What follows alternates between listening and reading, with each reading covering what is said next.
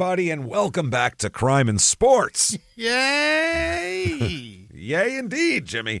Yay, indeed. My name is James Pietragallo. I'm here with my ill partner, Jimmie Whisman. I'm Jimmie Whisman. There he is, yeah. He is under the weather today, folks, boy. which is, we apologize, but It's he's feeling good been a and sounding week. bad. Yeah. It's so that's all right. So it's okay. He's not dying We'll here make it. in my midst, but he Yeah. definitely sounds like it. So My we will Christ. get to. I think you're going to hold up though. Here I through hope this. so, yeah. Yeah. He wants to hear about all sorts of disgusting things that Randall Woodfield is up to. This is part 3 of Randall Woodfield, Here we the I-5 killer, and this is really when he starts to kick it up here. When we All right. left off, he was starting to really get cooking, but now he's going to escalate everything. We'll get to that and more. First of all, though, head over to shutupandgivememurder.com. Oh. Get your tickets for Small Town Murder live shows in the fall. Get your merchandise as well for, Crime and Sports, Small Town Murder, your stupid opinions, whatever you Oh, want. boy. Yeah. We have everything on there. Shutupandgivememurder.com. Also, definitely get yourself Patreon. Patreon.com/CrimeInSports is where you get anybody $5 a month or above. Not only do you going to get all the bonus material, like always, hundreds of back episodes, new ones every other week, one Crime and Sports, one Small Town Murder, and you get all of it. But on top of all of that, you now get all 3 shows, Crime and Sports, Small Town Murder, Your Stupid Opinions, ad-free with your Patreon subscription, and it's still only $5. Still Come on. $5. Yep. What more could we do to earn $5, everybody? Come over to your house and, tuck your kids in. Like, what do you want from us? Mow your lawn? We're giving you everything. We're giving you all we have, damn it. So there you go. Patreon.com/CrimeInSports. And you get a shout out at the end of the show as well. So Jimmie will mess your name all up while he would love to get it correct. So do that. Sign up, get your ad-free content, and get all your bonus material because there's so much of it there. You can binge your little butts off. So that said, let's just dive right back into Randall here because we're going to basically, I don't even know if we'll get out of 1981 in this episode because he is a busy cat in 1981. He's a weird kind of a killer because, there's the cool down period that serial killers always have. That's kind of part of the whole process is they do this and they have a cool down and then more stressors and whatever. But this guy just goes on binges. Like murder and rape is like drugs to him. It's weird. Like once he gets, he's like, oh, I'll just stay out all night doing it. Shit, I'll go get more. It's He's like so a frat strange. boy with murder. Yeah, he's never satiated. No. Like it's so weird. And no matter, it almost like if he gets into it, it's like it jacks him up for more. He's like a hurricane with like warm, moist air is just being fed into it. It's fucking crazy. So where we left off was in 1981. Law enforcement had just officially dubbed him the I-5 Bandit. Now they don't know it's him at this point, obviously, but they've dubbed this because he's doing robberies at this point, and as we found out, robberies and sexual assaults here. He's having women, he's forcing women to jerk him off at gunpoint and things like that, and show him their tits in bathrooms of fast food joints. Yeah, absolutely. So he had just also on January 8th, he held up the same gas station he robbed the month before, this time forcing the female attendant to expose herself after she emptied the cash register. I'll take everything in the register and a good look at your tits, sweetheart. That's what he said. Good look at those. This guy's a scumbag, man. Yeah. Like Eamon was fun, you know what I mean? Like Eamon, well, like as a guy, you'd want to hang out with Eamon for like an hour, and then it would get out of hand. But like Eamon, you could see hanging out with for an hour, and he'd be a good shit. He'd have crazy stories, Anybody fucked with you, he'd knock him out. He's a decent. Whereas this guy, I don't want to hang out with this fucking guy. No, I hate him. He'll just rape every woman in your family. It's just he's gonna be like, you could go out to dinner with him. Yeah. And he'd be like, I'm gonna go take a piss quick, and he's gone like 7 minutes. You're like, where the hell was he? He probably raped somebody on the way back from the bathroom. That would be totally within his wheelhouse of shit to do. So yeah, he robs the Eddie's Arco in Vancouver at 9:18 p.m. That's the same one he robbed in December. That's on January 8th. Came back. So came back. The way this went here, he got less than $100 out of it, first of all. He said to her, sit down on the floor and take off your shirt and lift your bra. Oh, boy. Down on the floor and titties out. So she did what she was told. He just looked at her tits for a minute. The spank bank material? He took it in. Like his brain camera needs like a good 20 seconds of exposure before the click happens, and sit still. Now it's going to be blurry. God damn it, you moved. So she described it this way, that he was looking, quote, evilly looking at your tits. What a weirdo. Tits should make you joyous. Yeah. You know what I mean? Mm-hmm. You should be like, oh, man, those are great. But I think part of that is having a woman show them to you voluntarily is also the thing. Where you're like, hey, that's great. I don't know if it would feel the same if you forced them to do it. I don't think it would be good. She said he looked evilly. Then he said either okay or ugly. I'm not sure which, and I didn't care. Yeah, I'm not. It doesn't matter. Either. Ugly. Ugly. Okay. Whatever. Don't kill me. Thank you. Yeah. And he told me to count to 50 slowly, and he left on foot. Mm-hmm. Now, the surveillance camera worked this time. Remember, it was broken last time, so they fixed it. And they actually capture him on film, and all you really see is a tall guy with kind of frizzy curly hair, fake beard.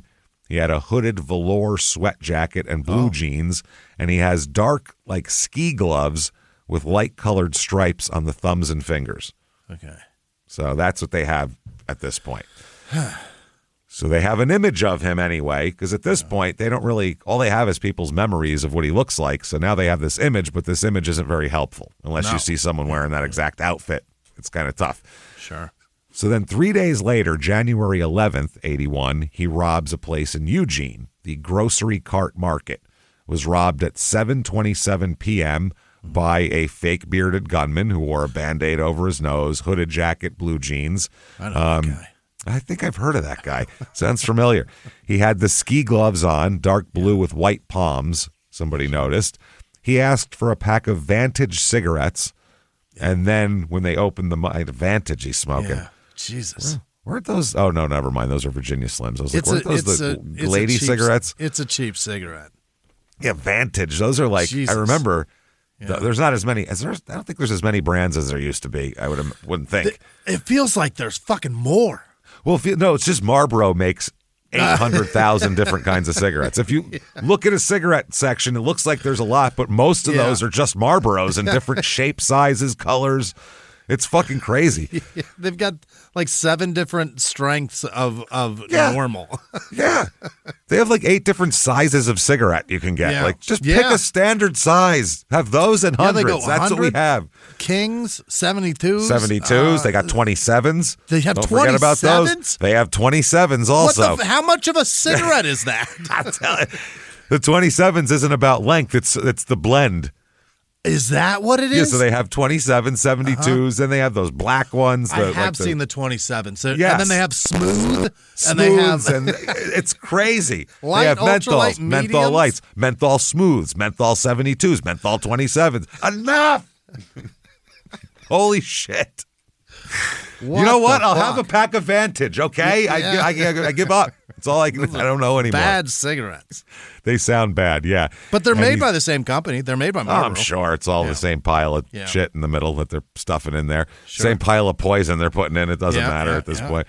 So he asked for a pack of Vantage and all the money in the till. Take both of those, please. Yeah. He got $35. So, day-to-day operations, but not a lot of money. On January 12th, the next day. Okay, this is barely 24 hours later in Sutherland, I guess, Sutherlin, or Lin, I mean. God damn it, I can't spell it. Sutherland. I went totally dyslexic on that. I couldn't get letters out. You spelled the weirdest word. I don't know. I was. Did you spell Vantage? I think I did. I think I spelled Vantage cigarettes. No, I was. If you don't know, I try to like look ahead at stuff in my notes, so I'm like stealing signals basically. Like I'm like a batter stealing signs. So once in a while, when I'm doing that, then I'm trying to read a word and I'm like reading it letter by letter, and I'm looking at other letters at the same time. Clapping trash can lids together. No shit, dude. This is interesting. Okay, so Sutherland, Oregon, which is 50 miles south on the I-5. Susie Bennett was 20 years old here that night working. Yeah. It's a Tuesday night. She's a cook at the Central Market in Sutherland. She was alone and had been there for about 15 minutes. Okay. She works there. She's watching television on the set that's about 10 feet from the cash register when a tall man wearing a red knit hat and green windbreaker jacket walked in. So different outfit. This is now. new. Yeah. This is new. He's been traded. He got a new team. Hey, look at that. The Packers didn't want him anymore because he showed his dick to every fucking dairy cow in Wisconsin. So she said he had a dark complexion, and she said he had 2 Band-Aids across the bridge of his nose. 2 of them now. 2. Doubling up. He said, "Give me the money from the till." And she started to laugh. Yeah. She said he had like kind of a smirk on his face, so she thought he was fucking around. She thought he was kidding around. And she said, "Yeah, sure. Yeah, what do you want?" Mm-hmm. And then she saw that he drew a revolver out of his pocket. Uh-oh. So he was like, "Uh-oh, this is real." Yeah. Nickel-plated with a short barrel. And he said, "This is a real gun." He says that to everybody. He's going to say that which is so strange, because if someone pulled a gun on me, I wouldn't be like, "That's not a real gun." That wouldn't be my fucking first response. I just assume it's real, probably. I don't right? care if it's real or not, to be honest. This guy clearly means business. He means business, and chances are it's probably real. If it's not real, I don't get hurt. But if it is real, I get real hurt. That's not a chance I'm willing to take. I'm not. Yeah. Like if you got really good at throwing knives, say, Jimmie, let's say you got real good at it. You worked on it for a while. I still wouldn't say, "I'm going to put an apple on my head and stand here. Why don't you go ahead and take that motherfucker off the top of my just in case." Unless I'll probably be okay. But yeah, unless it's got an orange tip on that gun, I'm not charging him. No, yeah, that's a different story. That's a dead giveaway. That'll teach you right there. I don't think there's a single real manufactured bullet shooting gun that has an orange tip. Also, if it's see-through, that's another dead giveaway right there. Yeah, transparent. Dead giveaway. Those don't exist either. Those don't exist. So he said, "This is a real gun." So Susie stood there for a moment and she didn't know what to do. She thought we were joking around a second ago. Now she's like, "Wait a second, what's happening?" So he got pissed off. Yeah. Not moving fast enough. So he reached across the counter and grabbed her by the shirt. Okay. He then let go and fired the gun. Oh. So she said she felt something hit her and bounce off, she thought. Mm-hmm. She didn't even realize she actually got shot. She didn't notice. She thought something, she didn't know what was going on. Maybe it was a pellet gun. She didn't understand. So she walked slowly around the counter to the cash register, and Randy's behind her pointing the gun. So she looks down and then she sees blood all over. She's like, "Holy fuck." So she was like, "What's going on?" I've been shot. And she was like, "I don't understand it." Because on TV you get shot, you fall down, and you're unconscious. So she didn't get how she was walking around. Sure. She thought if you got shot, you go, "Oh God," and you fall down. People don't realize that that's a learned response. Not how it works. So if you don't know you got shot, you don't do that. You might feel something smack you. It's probably your wet clothes. That's the other thing. Yeah, exactly. That's a good point. So she's real confused. He said, "Now get down on the floor and stay there." Uh-huh. So she said, "No, I'll get the money for you. Like, I'm cooperating." Yeah. And he said, "Just stay on the floor." She heard him open the cash drawer, but she just stayed down there. She didn't look. She thought if she could hide behind the counter, maybe he wouldn't shoot her again. Mm-hmm. Then she heard him leave. Okay. There was $100 in the cash register that he took. She goes over to the phone. She calls an ambulance. They find her. They said she's been, pretty lucky. It's a through and through gunshot wound in the upper right shoulder. Exit is slightly higher in the back, so it didn't go down and clip any organs or anything like that. It went up. But you had a few inches lower, and that would have got her lung. That would have been another problem here. So the sergeant comes in here. Police sergeant didn't question her because she was bleeding out. So they were like, "Let's get her to the hospital." But later on, she describes the man as well. It's the same description of the same guy that everybody's been looking for. They were also able to retrieve the bullet. Oh. Because it bounced behind a shelf along the wall. Okay. And he got a single print from the back of a check in the till, because the guy had to lift the check to get to the cash beneath it, but just didn't take everything in there. Brilliant. But the print was useless because the gloves were made of cloth, and obviously. So they said, we have like a smudge on there, but it wasn't a fingerprint. Yeah. So they're like, fuck. Okay. This is, obviously he's got gloves, so this guy is not an out of control animal. Mm-hmm. He's a calculated worse monster. Yeah. Well, much scarier. Much worse. Yeah. An animal that's just like mentally deranged will fuck up at some point, and it's just out of the odds. But this guy is calculated, so this is going to be hard. Yeah. Okay, January 14th, 1981. This is one of the worst things we've ever talked about on this show. Okay. Not on Small Town Murder, because that's a different show. No, we've talked about some bad things there. Yeah. We've talked about a 3-year-old getting put through a meat grinder on that show. So that's a totally different thing. But on Small Town Murder, we've talked about, or Crime and Sports, we've talked about some bad shit, but this might be the worst of it, all right. I think, possibly. Okay.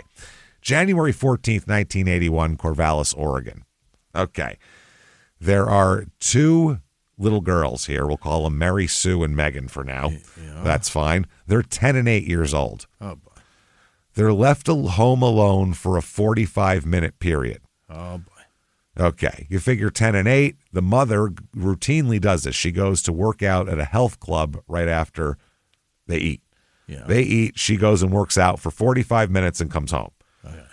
Every night. So the girls know, when mom's going to do that, they sit, they do their homework or watch TV or whatever the fuck they're doing. They're just watching TV, and she's going to be back at 6:15. So it's not like it's like 9 o'clock at night either. So you figure it's safe. Okay.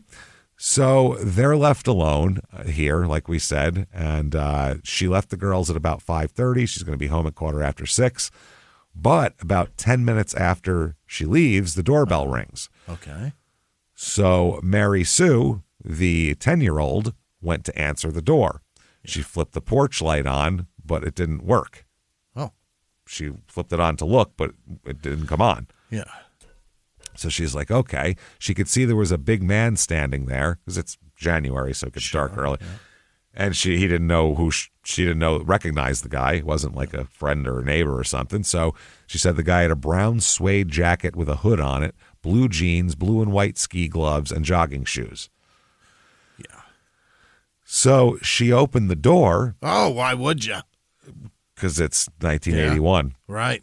Yeah, so someone knocks. Yeah, the phone rings, you answer it. Someone knocks, you open the door. Yeah. Not like now where we go, hide, no matter what happens. If the phone rings and someone knocks. Yeah. I just looked at my ring doorbell camera, and I see what's there. And if it's a dude in a black stocking cap and gloves, I'm probably not answering the door. Well, I might say, what do you want? Yeah. But I would instruct a 10-year-old through the Ring doorbell. What do you want? Through the intercom. But yeah. But if you're a 10-year-old girl, I would advise her to not answer the door at all. Yeah, don't answer that. Babe. Hide. Yeah. Hide. So he just walks into the house, past her. He smiles real friendly, but just walks in. Like, hey, there you go, kiddo. You know what I mean? Yeah. Like, and he said, my car broke down. I need to use the phone. Where is it? Not asking. Just demanding. Yeah, I'm using your phone. Where is it? Hi, I'm here for your phone. A 10-year-old girl, it's an adult that seems like they're in a hurry, and you're trained as a kid, just an adult like that, you just give them what they, the phone's that way. Sure. So she did. She just points toward the kitchen, and she didn't know, at 10, that's the other thing, she didn't know how to tell him to go. You don't say, get the fuck out of my house when you're 10. You don't know any better. You just think it's an adult. They probably know what they're doing, Yeah. Which is horrifying. So she said he dialed, but she thought that he was just dialing random numbers. It didn't look like the way he was doing it was weird, she thought. Okay. So he hung up the phone and said, the line's busy. Where's your mother? And she said, she's at the gym. She'll be back in a half hour. Oh, shit. Rather than literally about to pull in the driveway with her special forces fucking veteran husband who just got back from a mission. She just picked him up at the base. And he's liquored up and pissed off. Oh, he's real pissed. He's got PTSD from the last one, so I don't know what the fuck's going to go on this time. I mean, I'm terrified, honestly. He beats us, and he loves us. He just carries a machete in his teeth at all times, like just while we're watching TV. It's weird, dude. So instead, she just said that, and he said, can I watch TV with you? That's the response. Oh, boy. From the invader here. And she said, no. Good for you, kid. Smart, yeah. She said, you can call somebody, but then you have to go. We'll wait by the door until you're finished with the phone. Okay. So she's got some stranger danger reflexes. She feels something. She's trusting her gut.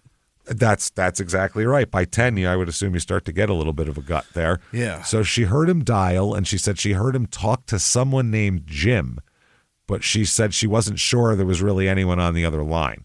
Okay. She said she'd seen bad guys on TV shows pretend to talk to someone on the phone before, and that's what it looked like, she said to her. Right. Which is fucking really, that's astute. That's interesting. Yeah. It's an observation that I don't think most 10-year-olds would make. So I'm actually very impressed there. Yeah. So she said he was telling Jim that his car had broken down, that he needed a ride, and Jim was supposed to pick him up by the Albertsons supermarket. So now the kid said she hadn't heard a car outside. Like he didn't break down in front of their house. Mm-hmm.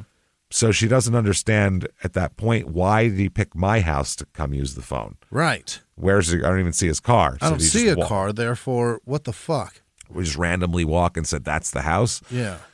So anyway, he smiled at her again, and she said there was something about him, though, than the smile that didn't seem warm at all. Didn't like it, yeah. It didn't seem like a smile, that like the feeling you'd normally get. Mischief. Yeah, and he said, can I stay in the house just to keep warm? I could watch TV with you until my friend gets here. Okay. And she said, no, I told you no, we're not supposed to let strangers in. Smart move. His response, but I'm already in. Yep. Like, so what's the difference now? You're already in trouble. So her sister then whispers to her that she's scared and runs down into the bedroom, into the mother's bedroom, the master. Yeah. And so the 10-year-old's alone with him now. And he says, I think I'll just watch some television with you. Oh, my God. Yeah. And she said, no, I told you couldn't. Mm-hmm. And then he pulled a gun out on a 10-year-old girl. Dude, there's nothing. That's crazy. That a 10-year-old girl that you would need to do at gunpoint. There's just nothing. It's a 10-year-old girl. That's crazy. So he pulls that out, and he says this is a real gun. Yeah. Because a kid might say, is that a toy? Because a kid's seen toy. That's actually the first time it's legitimate to say it. Is that by Galoob? Yeah, is that a toy? Is that like a cap gun? I mean, kids see guns all the time that are fake. So he then said, this is a real gun. Go get into the bathroom where your sister's at and do what I say. So she did.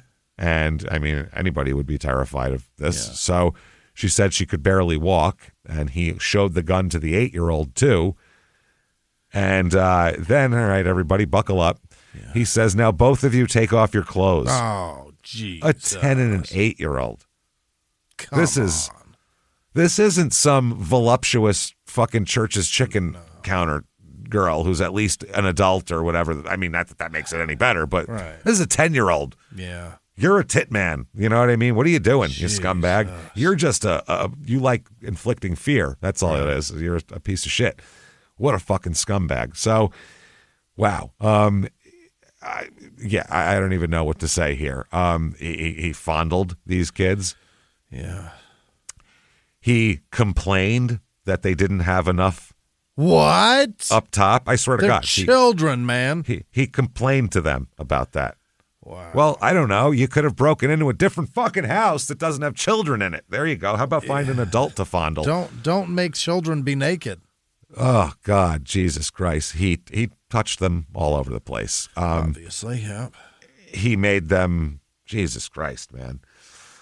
He made them do things to him. Obviously, whatever you could think of that's not penetration, Yep. he made them do. And obviously they're scared and sobbing and had to do this. He actually got off on that. Wow. And I'm going to say there are 30 seconds ahead if you don't want to hear the grossest thing you've ever heard in your fucking life. Okay? Just right now. I'm going to give everybody a chance. You got 1, I can't. 2, 3. No, you're stuck here. If I had to endure this, you're coming along too. I want to time travel 30 seconds. Nope. Oh, we got to do this because otherwise there's going to. Okay. He then forced the 10-year-old to swallow it. I don't know how much worse. If you said, what's the worst thing you could do? Yeah. What's the worst? What's the grossest thing a human being could do? What could make you want to punch someone in the fucking throat the most? I think that would be it, right? That is fucked up. Yeah. This poor kid is sobbing. What does that do for him? Like, That's what I mean. What are you doing? What are you doing? I don't get it. I don't get forced anything at all because it doesn't make sense to me. She's already needs therapy now, and God, therapy! You just multiplied it by 50. Oh, you just fucked up the next 30 years of relationships. This woman's for so her fucked. Yeah, you know where she's gonna have a hard time trusting people. Trusting anyone. I mean, you just screwed this kid's head up forever. Unfortunately, that's horrifying, dude. So, oh my God. So he's then pointing the gun at them still, like fucking with them. After a while, he told them they could get dressed, but they have to stay in the bathroom. And he told them if they came out, something bad would happen to them. Wow. So they sat there, huddled together, afraid he was still in the house. After about 10 minutes after 6, Mom came home. Yeah. And she got home to find their front door wide open in January. Yeah. So they're like, that's not on purpose. So she came in the house, freaked out. She walked in the kitchen, saw the phone off the hook. Oh, boy. She's having a stroke right now. I mean, can you imagine that? She tried to hang the phone back up again, but couldn't find it. She couldn't find the receiver. Where's the spot where it lands? So she called for the kids, and the 10-year-old answered from the bathroom, "Can we come out now?" Oh, boy. So she ran to the bathroom, and she said, the 10-year-old said, "There's a burglar in the house. I think he's still here." So this poor woman, she grabbed her fucking kids and ran next door. She scooped them and get the fuck out. She took off out the front door and called the cops, ran to a neighbor's house, punching on the door. Let me in, and let me in. He was gone already. He was, apparently. If not, then, she didn't see him. So, the kids, one good thing about this, not good thing about what happened here, but the kids have great memories, boy. Yeah. They got to really study the guy, and they really made good memories, which is not good, but she said they'd seen a San Francisco label on his blue jeans. Oh. They said he had white, there was white X's on the back. The girl said he had a funny beard. This is the 10-year-old. I don't think it was real. I don't think the gun was real either. I think it was a toy gun. He was going to shoot us, but he couldn't. So it was a real gun. This kid, lucky she didn't go, "Fuck you, that's not a real gun." Right. So, well, I don't know what made him not shoot these kids, but he definitely thought about it. Yeah. He sat there for minutes, like pointing it at them and taking it away and pointing it. He was deciding what to do. Yeah. I mean, that was in his mind. Like, I could just kill these 2 small children. That'll be fine. So that's wild. Now, the cops initially do not, this is in Corvallis, so it's not right by all the other things, but they initially don't connect this to the fast food robberies, because why would you?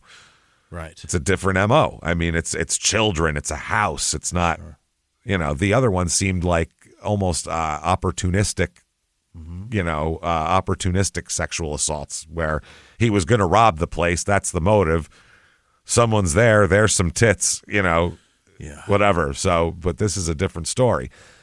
So they said that it's crazy because even sexual psychopaths a lot of times have some kind of moral outline, whatever it is for them. Everybody has their own little moral keyhole they see the world through, I think. Yeah. And even sexual, horrible people, most of the time, have something they wouldn't do. Well, I wouldn't do that. You know what I mean? Something that doesn't interest them. Does that make sense? Yeah, I'm trying to follow. And it's not necessarily that it doesn't turn them on, or it's that perhaps they don't know that they wouldn't do that yet. And maybe it's not that they would never do that. It's that they won't do that right now because this thing's working, or this thing is what they want. That too, but a lot of times they'll set their own boundaries because in their mind that makes it okay. Oh, because I would never do this. Okay. You know what I'm saying? Yeah. It's like, you remember on The Wire when Bubbles was doing his NA speech when he's at the meeting? Yeah. And he's talking, and the one girl gets up and she's like, I said I'd never do this, and then I did it. And then I said I'd never do this, and then I did it. And it's like, but you set your boundary for yourself. You're like, well, I won't blow 6 guys in a van. I'll do 5, but not 6. And then next thing you know, there's 6 guys in the van. She was saying, and she didn't do 6, she did 7. She did 7. But then she'd set a new boundary for herself, because everybody sets their own little weird boundaries of whatever they'll do. Yeah. You know, Ted Bundy was kind of he had a kind of a wavy line on his moral boundary. It was his changed as time went on. It would change as time went on too. Yeah, I mean, but a lot of guys, like, I don't think Jeffrey Dahmer would have been interested in an 8-year-old. I don't think Jeffrey Dahmer would have been interested in a woman. Well, I know he wouldn't have been interested in a woman, but that wasn't for moral reasons. Right. I don't think Randall Woodfield would say, take your balls out. Yeah. Now jerk me off if there was a guy there either. That's just more what you're into. But, like, I don't think an 8-year-old boy would have interested Jeffrey Dahmer so much. I see what you're saying. You know what I'm saying? So it's not necessarily just it's not necessarily something that doesn't turn them on. It's that the things that turn them on, they're not going to go too far with them, or gluttonous with them, or a certain line is scumbaggy, but up to that line is fine. Exactly. There's a lot of rapists out there that, in their whatever fucked up mind, it's perfectly fine to rape women. Right. But they're like, I would never touch a kid, though. Right. You know what I mean? That's their line, even though what they're doing is morally it's fucked. Completely. You know, completely inept. Explosive. Yeah. You're still a scumbag. Bereft of anything. I hope you die still. Fuck, man. I really definitely. This guy is he's a shit show from the fucking beginning here. So that's the truth. They say it's rare for men who usually attack adult females to attack children, and conversely, it's rare for pedophiles to attack adult women. Right. That's why adults are usually surprised by pedophiles, because they're nice people to them. They don't seem creepy they don't want to hurt you. They don't want you to know what they do. Is what it is. Yeah. Yep. So it's strange. So this is like, they're thinking like this would be like a frenzy, like he can't control. Like he's in a bloodlust for anything at this point. I'll grab whatever I can. It's horrifying. So January 18th, 1981. It's only 4 days later. Yeah. Which, again, that's not any kind of cool-off period. That's crazy. There's no murder. Usually that's between murders, but you just raped 2 children, and 4 days later you're back to crime? You're back to doing shit. Yeah. And this is really where he steps up his shit here. Really? This is where somebody's going to die here. And that is a woman named Sherry Hull, and we'll talk about all of this here. This is pretty fucking horrifying. Okay, this is Jesus, early morning on January 18th, 1981. So it's really the night of the 17th. Yeah. It's I'm sorry. This is about 11:30 or about 9:30 p.m. on the 18th. Never mind. Okay. So people are 911 gets a call here, and so they answer. They tend to do that, and they hear they'll answer if you call them. They rarely let that one go. Yeah, there's never any like, I'm busy. I'm sorry. Go to voicemail. I'd be a terrible 911 operator. Can you call back? Like 2 days later, I'd be like, I'm sorry, I totally forgot what happened. I was doing something, and then man, I'm bad at that. I'm still fucked up from yesterday's calls, to be honest. Yeah, I had so many calls yesterday. I'm really sorry. I needed a break today. So they said, we've been shot. Please help us. That's what someone screams. We've been shot. Yeah. Which is interesting. They said, where are you? And they said, we are River Road or Commercial Street. Yeah. And they said, what address? And they said, near the fun machine. That sounds fun. Okay. It's a fun machine. What's in there? It's just fun. There? Who knows? Right. So the one guy that heard the call, one of the ambulance people, knew where that was. So they said, okay, and they say, let's go. If they're asking for an emergency trace, they get an operator say the call is coming from inside the Transamerica Title Building. Okay. So they asked the operator to patch the call to the Salem Police Department's communications center, And then they dispatch paramedics, and ambulances going there, and the cops are racing there. On the phone, the girl is saying, "Please hurry. He's going to come back and kill me. I think she's dead." Oh, boy.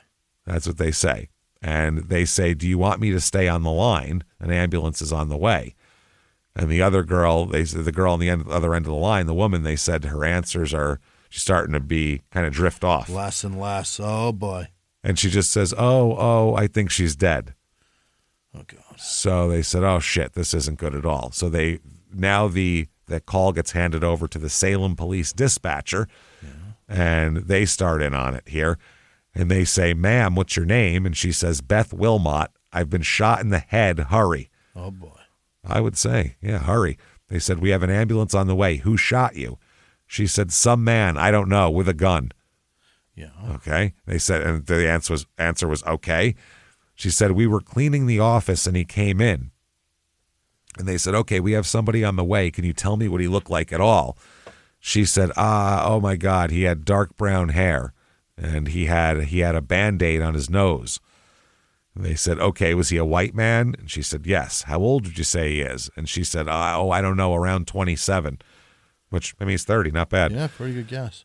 They said, "Okay, how tall?" And she said, 5'9", 6 foot, I don't know, something like that. 5'9", a little over the average size of, so, she's getting him a little shorter than he is, but that's hard to tell in a commotion. They said, "Do you remember what he was wearing?" And she said, a coat. And they said, "A coat?" And she said, "Yeah, a leather coat or something. A leather coat." And she said, "and a pair of cheap jeans." She noticed the quality of the denim, which is pretty impressive. They're shitty jeans. He's wearing some fucking Jordache. He's got some Wranglers on, so watch out. So, and they go, "Okay, and jeans." And they said, "Okay, you stay on the phone with me. We have several people on the way." And she says, "I'll wait." Like she has a choice. She got shot in the head. Yeah. They said, "And we have an ambulance coming too." And they said, "Could I just give you a phone number?" Beth said, "Can I just give you a phone number so I could call home, please? Just call them." Yeah. I'll give you a number and you call and tell them what's going on. So the operator said, "I'd like to keep you on the line if I could until they arrive." Yeah. And she's saying, "Oh, my head, hurry, my head hurts." And they're like, "What the fuck?" And then there's a long pause, and then she says, "I hurt, I hear the ambulance." And then she says, "Poor Sherry is going to die." Oh, Jesus. And they said, "The lady who was shot?" And she said, "She's going to die. We didn't do anything." And they said, okay, the ambulance should be there. And the girl says, "Talk to me so you'll make me feel better, please." Oh, boy. This poor girl, man, I feel terrible for this lady. And she said, "Okay, I'll talk to you, Beth. How do you feel now? Any better?" And she said, "A little better." And they said, "Okay, you just calm down. There's going to be someone there, Yeah. And she said, "I should go home now, but I hurt." And they said, "Is there anybody else there with you?" And she said, "Yes, my girlfriend." "What's your girlfriend's name?" "Shari Hull." And they said, "Is she waiting for the ambulance to let them in?" And they said, "It's open. The door's open," Beth says. And they said, "Okay, which way did the man go when he left? What did you see?" And she said, "I don't know. My head was down. I was on the ground when he shot us. Yeah. He told us to put our heads down." Oh, boy. And then they're telling her, "Okay, they're going to be there soon." They say, "Is your friend there? Can I talk to her too?" And that's when she started crying, and she said, "I don't know what happened. She's on the ground. Please don't talk to her. She's, I think, almost dead." God damn. And they said, did he shoot her?" And she said, "Yes." And she said, "He shot," and then Beth says, "He shot 5 times." And they said, geez. "He shot her as well?" And she said, yes, 3 times. I can hear her breathing really hard. I'm afraid he's going to come back. Please hurry." They said, okay, there's people coming. Did he leave in a vehicle or, a car? And she said, "I don't know. Her truck is running, though." Yeah. And they said, "Her truck is running?" And they said, "Yes." They said, "What kind of truck does she have?" "She has a Bronco, a green Bronco. We had it running because we were about to leave. They warmed it up." Yep. And that's when he saw them out there, probably. They said, "Okay, which room are you in there?" And she said, "It's just a little office." So then she said, Can you give me your home phone number in case we need that? So she gives the phone number, and she said, "Oh, somebody's here. The ambulance is there." And then the girl's so nice, she said bye-bye and hung up. Oh. She didn't even say, she didn't just hang up. She actually says bye-bye, which is very nice of her. So this is a lot. So the call goes out to the cops on this, and they're saying there's a robbery here and, all that kind of shit. Yeah. Giving them cross streets. They're trying to find it, and they said they're looking for suspect is a white male, 27, 5'9", brown hair, leather coat, jeans, Band-Aid on his nose, which is, and he's got a gun. All right. Eyes open, everybody out there. So, yeah, they're responding to this whole thing, and they said there's someone moving around the building. It was her, though. It was Beth in there. They said they saw a naked female in the main office portion. She was walking toward a smaller office located in the southwest corner of the building. Okay. And then they saw a second young woman lying on the floor in a prone position. She also was naked, face turned away from view, but a spreading pool of blood behind her head. So he was just watching this through a window. This guy is like, what the fuck kind of scene is going on here? So they tell the emergency personnel, like the firemen and the paramedics, the cops tell them, stay here. Yeah. We don't know if there's other people. So they draw their guns and go in there. They got to clear the place before they can. You could be sending these ambulance guys in there to get killed. So, what the fuck? He enters. He just goes right in, doesn't wait for backup because these people are dying in there. So then he looks around, nobody there. The paramedics come in, and it's obviously a pretty crazy scene. There's a woman who's pretty clearly dead, and another woman who has clearly been shot in the fucking head. So, and in shock, and she didn't realize she was even naked. She didn't even really covered her with a blanket. She's like, I don't have any clothes on. She was like, what the fuck? She's all fucked up. She has a black eye, and the right side of her face was swollen and bruised, which is horrifying too. And she's got blood oozing from a spot near her right ear. And the EMT says she's been shot in the head. That's a that's an entry wound. We got to get her to the hospital here. Now, Sherry Hull is even in worse shape than that. She is completely unconscious, sustained 3 gunshot wounds to the head. Vital signs are almost too faint to be measured. Wow. And they were like, she's probably not going to be, this ain't going to work here, probably. But they did. They bagged her into the oxygen in her lungs and forced her to do that and took her to the ambulance, and she was rushed to the hospital. Somehow Beth, who was shot in the head, was coherent and talkative throughout the whole trip to the hospital. She was able to tell the deputy that she and her best friend Sherry cleaned this building every Sunday. Okay. She said, we were almost finished. Sherry went outside to her car, and I had a little cleaning left to do. I was just rounding a corner going toward the entrance when I saw Sherry and this man walking toward me. He had a long-barreled gun in his right hand. This is a different gun now. Yeah. He took us to a room, and he told us to take off all of our clothes, that he wouldn't hurt us. Yeah. He made us lie down on the floor.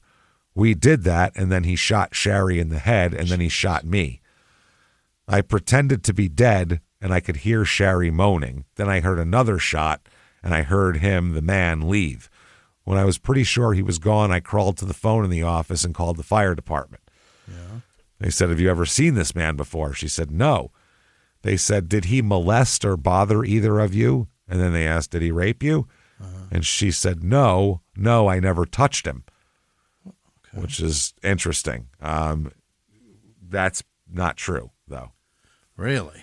No. Even in this state, somehow she didn't want to tell what happened. She was embarrassed of what happened. What's that about, do you think? Yeah, that's also shock. She's in shock, too. Yeah. So I don't know if she realizes the importance of everything at this point, or if she's just an embarrassed young woman who's, you know what I mean? That happens, yeah. She's just embarrassed and, her brain is in shock and isn't in a state to be able to put those two things together that she needs to talk about it. So it's bad. She's in shock. She's angry. Her friend's dead or dying. She's very sad. Yeah. She's a mess right now. She said he was a white man in his mid-20s, 5'11" to 6 foot, slender build, dark brown hair, hooded black leather waist-length jacket, a Band-Aid on his nose. Yeah. She wasn't sure about the gun because she didn't know shit about guns. So the cop went to pull out his own service weapon for comparisons. Yeah. As soon as he pulled it out, she burst into tears and started freaking out, crying. Do that. Yeah. Don't whip out a gun in front of this fucking, even if you're a cop, it's not good. Yeah. So then he was like, oops, sorry, and put it back in his holster. Whoops. Yeah, that was a big dumb idea. I'm so sorry. My bad. So they said, will I be all right? Am I going to die? And the cop said, no, you're going to be all right. You're going to be all right. He doesn't know if she's going to be all right, but he's like, yeah. She kept saying, Sherry, is she all right? Is she going to die? She was breathing so funny and moaning, and she wouldn't talk to me. Is Sherry going to die? And they were just like, let's talk about something else. They just changed the subject, basically. They said that there was so much blood on the ground when they got there. There's no way she's going to make it, basically. So they said it didn't look good. And Sherry ended up dying in the emergency room. Yeah. 20 years old. Good Lord. That is fucked up. Wow. Now, this cop, Bernie Pappenfuss, that's in his name. Mm-hmm. He was outside the emergency room waiting for Beth to be, examined and everything else here. And he said that when he was running to the Transamerica building or driving there, he rounded the corner of Broadway and Pine Street about 4 minutes after 10, and he heard the description of the suspect given by the dispatcher, the same description that Beth just said there. At the moment he turned the corner, he saw a man standing in a well-lit area only 10 feet from his patrol car. Looking exactly like that? No Band-Aid or any of that, but he said the man had stared back at him, just like I fucked him, as the cops call it the whole time, just fucking standing there. So he said it was one of the weirdest things, but he said that he saw it in his head, and he said the man wore jeans and a fleece jacket. But he said, thinking about it now, he has the impression the jacket was an inside out. That was a lining. That wasn't an outside of the jacket. It was the inside of the jacket. Fuck, the fleece-lined coat. Yes. And he said it was one of those things where if he wasn't on his way to something, he would have probably stopped and said, just seeing what the guy was up to. But the fact that he was rushing to this scene where people might be held at gunpoint and shit like that, he just blew it off. And kept going. Yeah, and nobody was talking about look for a dude in a fleece coat. Nope. They said the corner had been 1.2 miles from the shooting scene. They said he thought about it, and he said, someone would have to be like a professional athlete to be able to run such a short time, such a long distance in such a short time. They'd have to be really fat, like a Packers draft pick or something. Yeah, like drafted to the NFL. He said it was possible to cover a mile in that time if the runner was, like an athlete, basically, which you don't expect. How many criminals are athletes? Very few. On this show, all of them. But in real life, one of them. in real life, it's like 0.001% of them, compared to everybody else. So he said he had basically brake it a little bit, braked the car here, and radioed for a better description. But then another deputy's voice cut in with a report that the gunman might still be in the building. So he was fuck it, it's not the guy. My guy's in the building. So he said instead he gunned it for the shooting scene, but at the hospital sitting there, now he's like, motherfucker, that guy was staring at me. I should have asked him something. He said, I remember his face. He said, I'll never forget his face because we stared at each other for the whole time turning the corner. So, but he said hindsight's 20/20. He figured everybody would need backup at the scene, and he wasn't going to be the guy not going there, so he could talk to some jackass who just had an inside-out jacket. Right. So he says, motherfucker, he said he knew he was positive. That's the guy that did it. I stared right in his fucking face, and I let him go. God damn it. So he's upset. Yeah. Now, there's Beth Wilmot is being treated. She's 20 years old, and, she's critical condition. She's got a fucking 32 in her slug in her head. Sure. The doctors pull out a flattened 32 caliber slug nestled in the matted hair at the back of her head. Oh, it didn't penetrate her skull. Oh, what? Didn't penetrate the skull somehow. How badass was her hair helmet? That's what I mean. I think she had like enough hair, it kind of made Aquanet in there. Yeah. Enough to keep it from penetrating the skull, which is pretty impressive. That's pretty good. She should call whatever fucking hair product she uses and be like, I will do commercials for you. Now she just sprays fucking Teflon and Kevlar on the back of her head. Like, there we go. That'll make your head fucking bulletproof. Wow. So they said the force from it would have really fucked her up, though. Yeah. They said the ammunition might have been old. That might have been there's that. part of it, or it might have been fired from a gun of the wrong caliber. Oh. Remember, this is a long barrel. Yeah. Before he was firing that short barrel 32. So sure. They said, who knows? Or Beth could just be like Homer Simpson. Yeah. Remember the episode where he decides to be a boxer because they say, oh, your skull's just twice as thick as most people's. Yeah. And some people, this is really good boxers, generally have an actual thicker skull density than normal people. Really?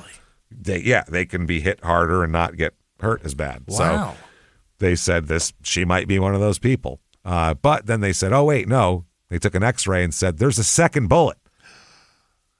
And that one did penetrate the scalp in the back of her head, but not the skull again. Wow. This broad has a tough skull, man. Wow. It burrowed, it plowed a furrow beneath the skin on the right side of her head, and had come to rest just in front of her ear. Okay. That's crazy. So she got shot twice in the head and Unbelievable. didn't penetrate her skull. That's wild. So now they have 2 bullets, basically. Yeah. To look at the cops to go on as evidence. She denies that the gunman sexually attacked either her or Sherry when she gave the statement in the ambulance. But when she's being examined here, they use swabs to check everywhere. Yeah. Every orifice you have, they check it all. And the swabs they tell that there's some positive for semen. Yeah, there's, as they called it, male ejaculate on the swab. On the swab from Beth's throat. Oh my. Yeah. So she basically said she would remember, later on, and she said she must have been blocking it out at the time. She wasn't lying. Yeah. She just didn't think of it at the time. So the main detective who's going to come in here is Detective Dave Kamenik. He does a lot to put this all together. Yeah. He's the guy that's going to send out the thing to neighboring states with MOs saying, give me similar MOs. Yeah. And he's the guy who's really going to try to put the pieces together here. So he had responded to a homicide scene earlier in the day and then had been summoned to this scene as well. Okay. So he processes the crime scene and he's going through everything here. And this guy seems like a good cop. He's got a good sense of, maybe it's that, and he's got good instincts. You know what I'm saying? So he's married, got a couple kids, kind of a square, kind of a cat. He's from Nebraska. That kind of yeah. That's all. He's 100% Czechoslovakian. Yeah. Corn-fed Yep. Yep. Air Force, went to Vietnam. Czechoslovakian. Czechoslovakian, corn-fed. Yeah. All those Czechoslovakians are corn-fed. We know that. So he got married real young, right out of high school, went to the Air Force and was on a flight crew in Vietnam. Wow. Where he said his job was balancing airplanes. Okay. So, he does all this. Now he has 2 kids. Yeah. So, he got a job at the sheriff's office because that's a place you could go and get benefits and a steady paycheck if you had 2 kids, basically. So, but now he got to be a detective, and he's very into that, and he seems to be a good detective.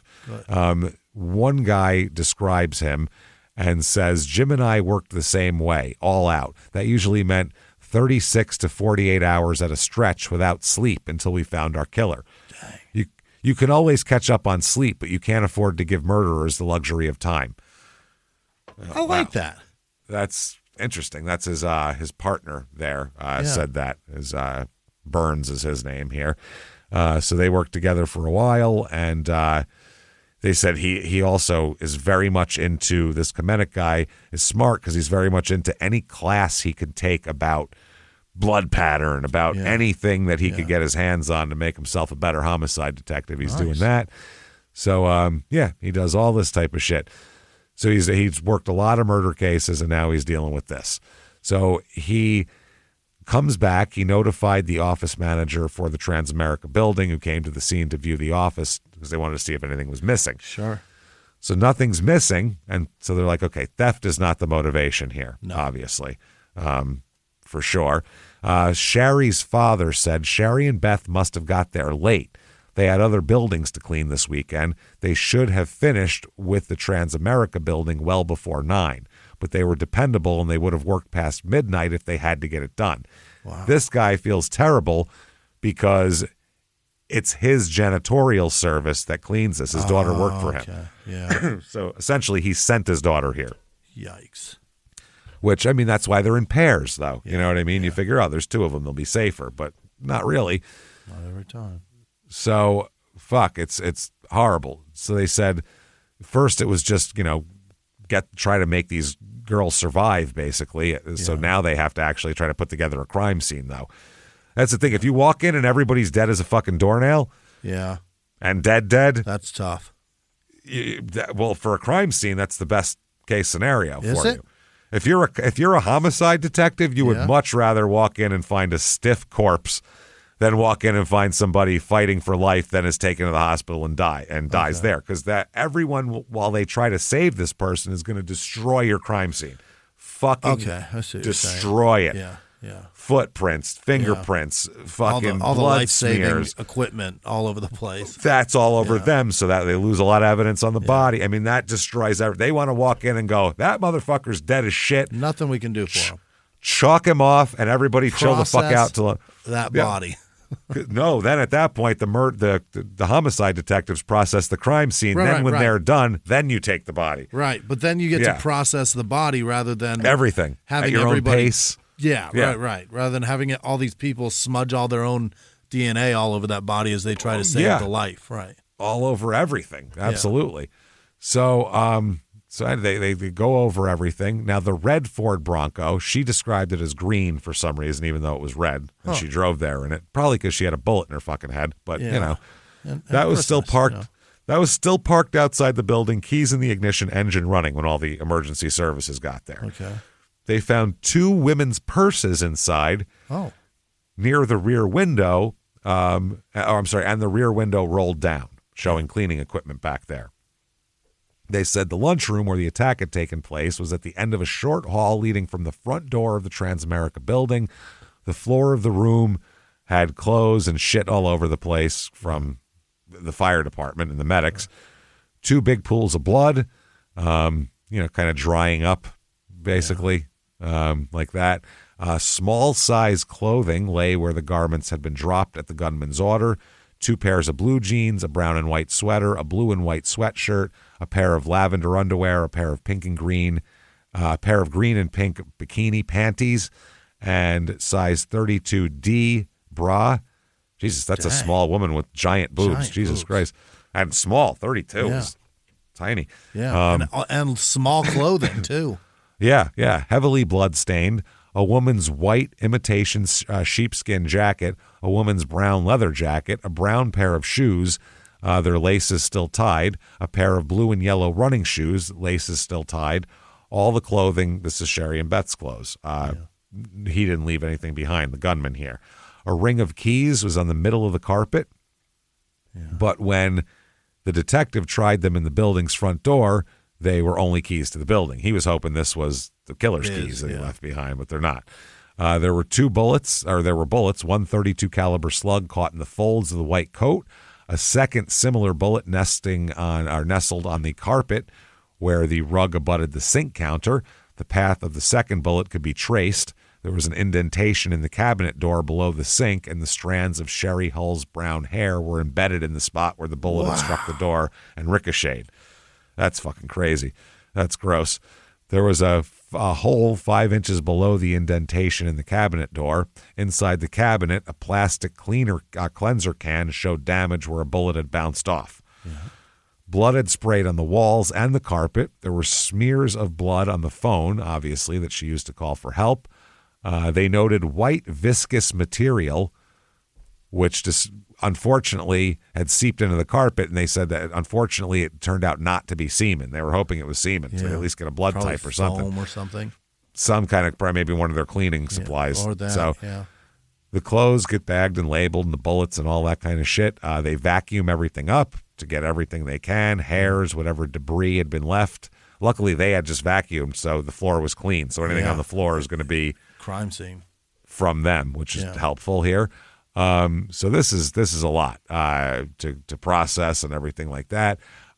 They said that if she could not identify some suspect they came up with, if his semen maybe would come from a guy who was not like 85% of the population, a secretor, where you could tell their blood type and their bodily fluids. Yeah. 15% of the population or so, you can't tell their blood type and their bodily fluids. Okay. So they said, we might never fucking solve this. Wow. Like, he's like a ghost, this guy, and his description is kind of so vague that a different outfit, this guy blends right in. No one will ever know. Yeah, if he ever changes clothes, we're fucked. Yeah. So they did the postmortem on Sherry, and her skull had been fractured on the right side. Bullets had went into the left side of her neck and the right side of her skull, 3 inches above her right ear and in the back of her head.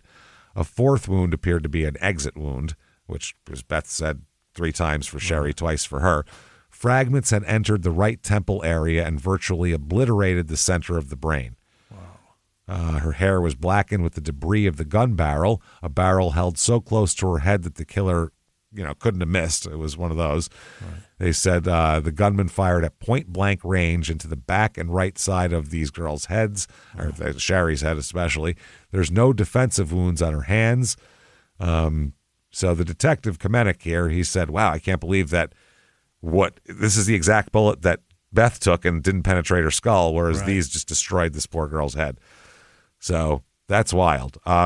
Beth gets better. She recovers. Wow. Which is pretty fucking amazing. Fuck, she's tough.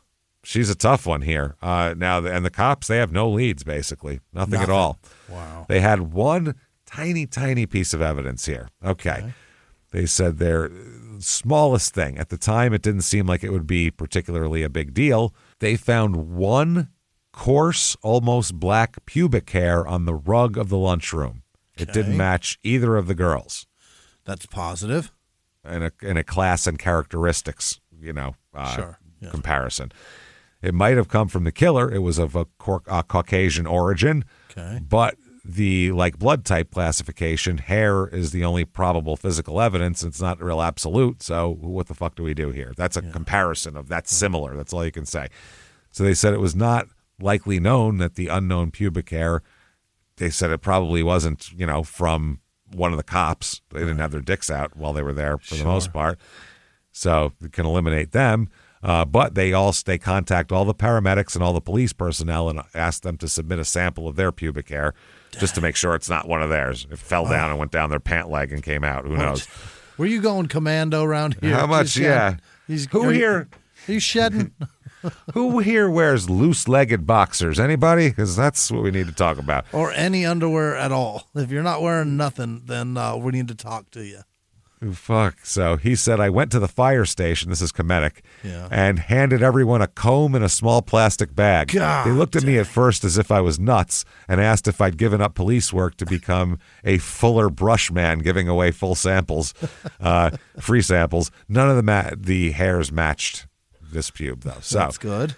They have this is probably perpetrator pube right here. Yeah. So they're like, okay, now Dave Kamenek has to get a full in-depth statement from Beth because she's a living victim here. So this is going to help. So he's trying to, do this. She's recovering in the hospital. She's under heavy guard, so no one tries to come kill her because she's a good witness. Yeah. So he meets her for the first time. They sit down and talk about all this, and she explains here that she known Sherry for a long time. They'd been best friends. She moved to Salem from Spokane, and her family took her in and treated her like one of the family and all that kind of thing. She said she'd been doing work for Sherry's father's janitorial service. This was their normal Sunday night assignment, the Transamerica building. It usually didn't take them very long because the building was basically kept very clean and it's pretty new. So they just do a quick vacuum and that was pretty much it. And get out. Hit the toilets and you're done. There it is. So she said how she and Sherry had come to be in the building. They said that was easy to get through. And then she started to, having a hard time talking about it. So he's telling her, tell me what you can remember. Take your time. And she said, we went out there about 9:10 or 9:15, and we were all done cleaning in about 20 minutes. But then I noticed that a window was dirty, and I went to the back room to get a spray bottle. Oh, boy. Because she's conscientious, this happened. Yeah. Think about that. That's interesting. She said the man must have saw us cleaning alone because Sherry went to empty the garbage alone.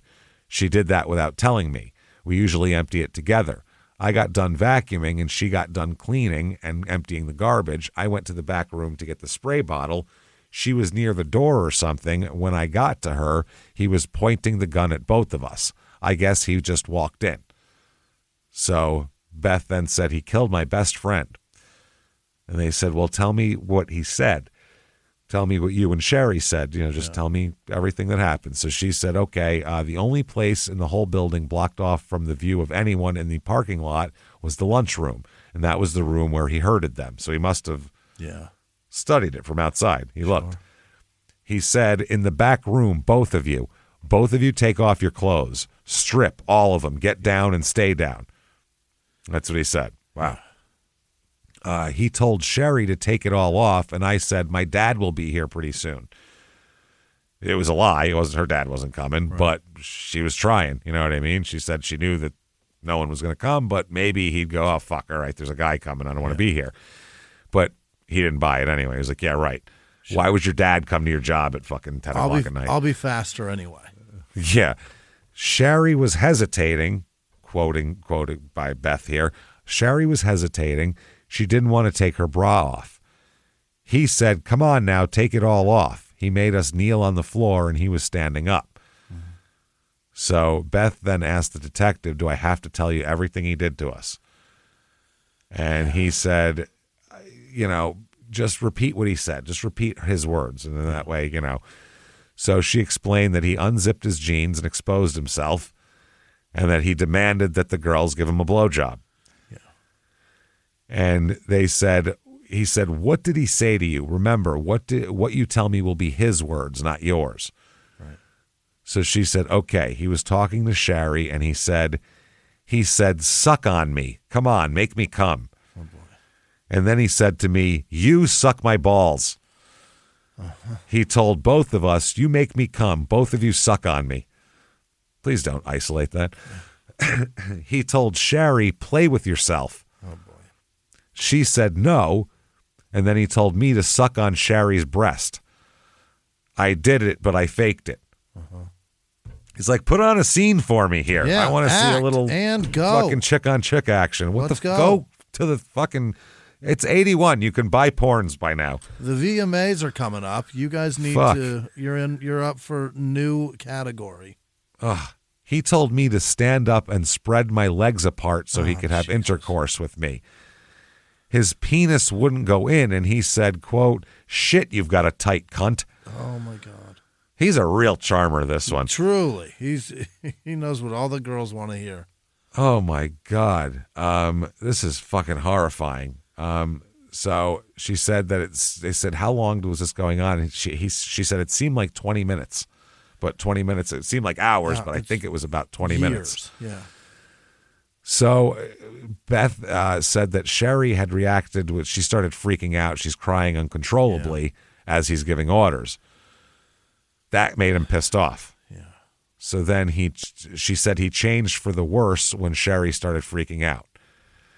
He yelled at them, quote, eat me. Which one of you wants to eat me? What?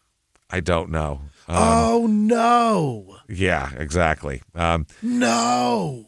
He made Sherry go first and then me and then both of us at the same time. Yeah.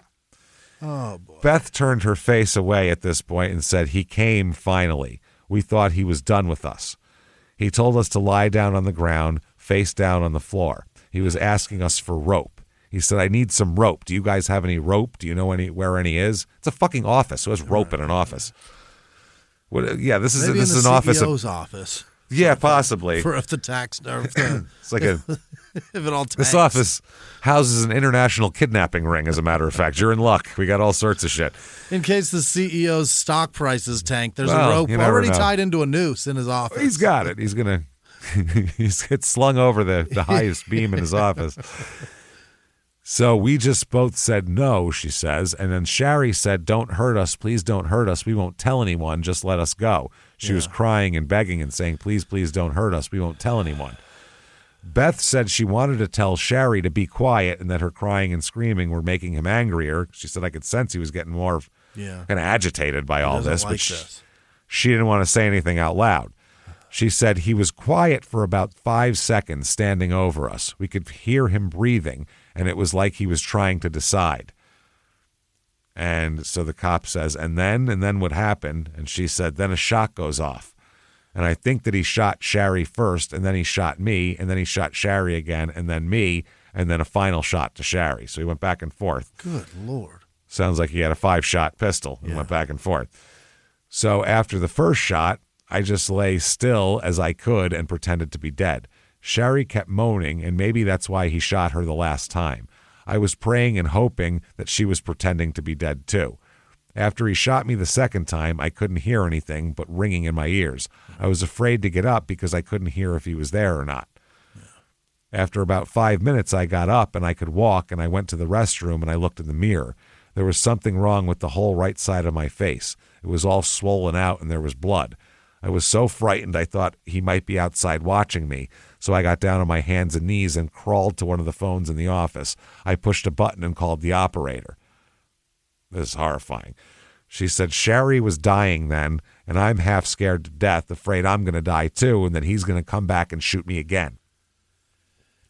Then I could see the ambulance lights and the police driving up, and I ran to Shari and I said, Shari, talk to me. Only Shari couldn't say anything. It was too late. So, wow. Then she said, do you know what my last words were to Shari? My very last words. I said, oh, shit, Shari, we forgot to clean the door. Her last words to me were, oh, shit, then let's do them. That's fucking sorry. That's awful, man. So that's interesting. And they both said the same thing. She said, if we just left a few smudges on the fucking door, we would have been fine. We would have been fine, but we were very anxious to do a good job, basically. We wanted to do a good job. So that's horrifying, man. Wow. On January 19th, 1981, the next day. Yeah. Okay. You'd think after that, you got a big cool down coming. You just think you killed 2 people. No shit. The next day, he fucking robs a Vancouver skating rink. Well, Really? How much money can you get out of that?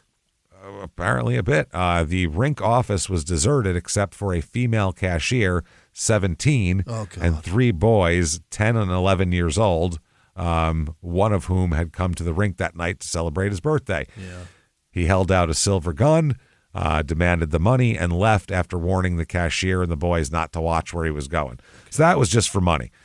Yeah. Because he got no money from Beth and Shari. Right. So, man, this is fucking horrifying. If it couldn't get worse for poor Beth here, this poor Beth, man. Jesus Christ. She's 20 years old, for fuck's sake. She has worked as a cashier at the Giant Artichoke restaurant and a hostess and busgirl at the Apple Tree restaurant. Not Applebee, Apple Tree. Yeesh. She had a semester of typing and 2 years of home economics under her belt. She's 5'5", 115 pounds, and she never learned to drive. Yikes. Man. She said of the 3 personal references she would give on like a job application, one is Sherry Hull, and she's dead, and everyone else is out of state. She's like, I don't even know anybody at this point here.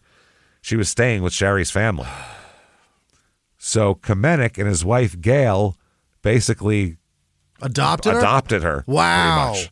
Like, you can come to our house and hang out. Like, come to Thanksgiving where I am. Yeah. Wow.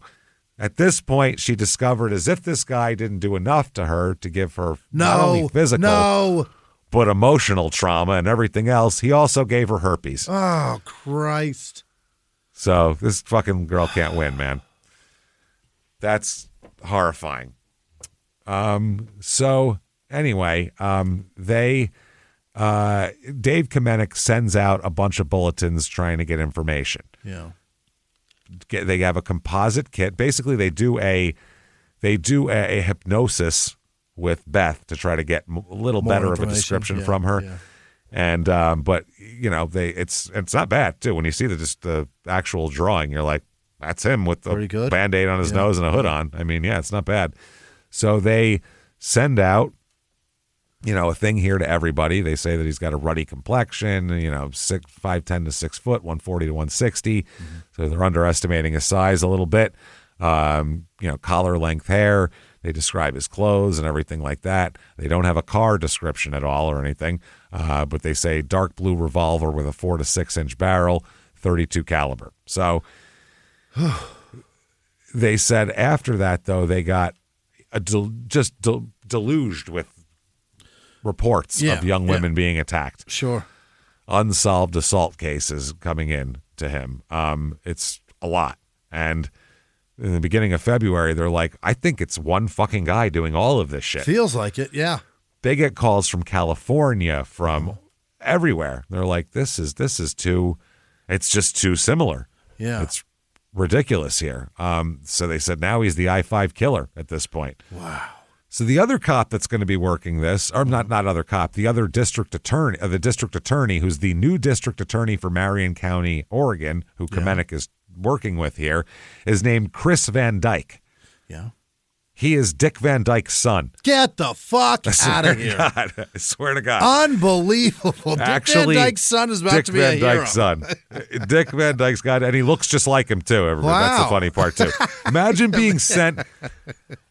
Imagine a guy doing like a shuffle and like doing a chimney with a penguin walk, and then getting you sent to prison for the rest of your life, and then penguin walking away from that shit and tripping over the ottoman. Imagine that. How great would that With that be? bizarre nose. Oh man, Giant that's funny fucking as fuck. chin. God, he was amazing. That is so fucking He's dead, funny. right? I don't want to kill Dick Van somebody Dyke's. again. If he died, he just died. Yeah, I think he died, and I think he was in Arizona at the time. But he was like too. 101 or something. He was 99. The 99, man is yeah. still alive. Oh, he's still alive. I was going to say, if he died, he just Holy died. Because shit. I think I heard him doing something Wow. recently. Wow, that's a lot. That is a lot. Yeah, Here. definitely still alive. That's amazing. So, so now we got Kamenek and we got Chris Van Dyke working together. Wow. Here. And to try to figure this out. Now, Van Dyke agreed that Beth Wilmot might remember more if they were to do some hypnosis, so they agreed to do some hypnosis. Okay. They told her to pick a place where she felt safe and happy and picture herself there. Okay. She chose, this must have been a really good guy, she chose the room of a boyfriend whom she cared about. Wow, that guy really is tender. She felt safe with that guy, Yeah. she said. Wow. So they kept telling her, listen, this is just a way to try to not freak her out. Sure. Everything you're viewing is like it's happening on a television set. Okay. You're not in danger. Yeah. So even though you're going to be there, you're not actually in danger. You're just on a TV set. You can look in closer. You can pull back away from it. Yeah. It's all a TV set. So they said, while you're in this very comfortable place, you just really feel good. You can hear everything that's going on, and you just want to remain like you are. Yeah. You're very, very relaxed, very comfortable. I want you to just think now, imagine that you're at the top of the stairs. The stairway's about 10 steps, real gradual steps, and I want you to imagine that you're going down. Each step you take is further down into relaxation. That's how this guy does his fucking. Oh, wow. It's found that interesting here. So they said, you remember that you're not really there. You can watch this. You're watching it on TV. And she said, yes. They said, okay, you and Sherry are going to get gas. Now you're going to have to go to work. You can see that Sherry has to take a shower. Now you're getting ready to go to work because Sherry took a shower, then they went out to work.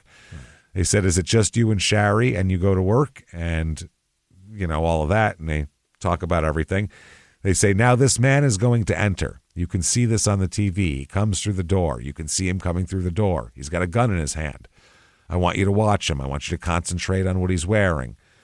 And they say, I can see his hair. They say, or I can't see his hair. They say, did he have a hood on, a hat on?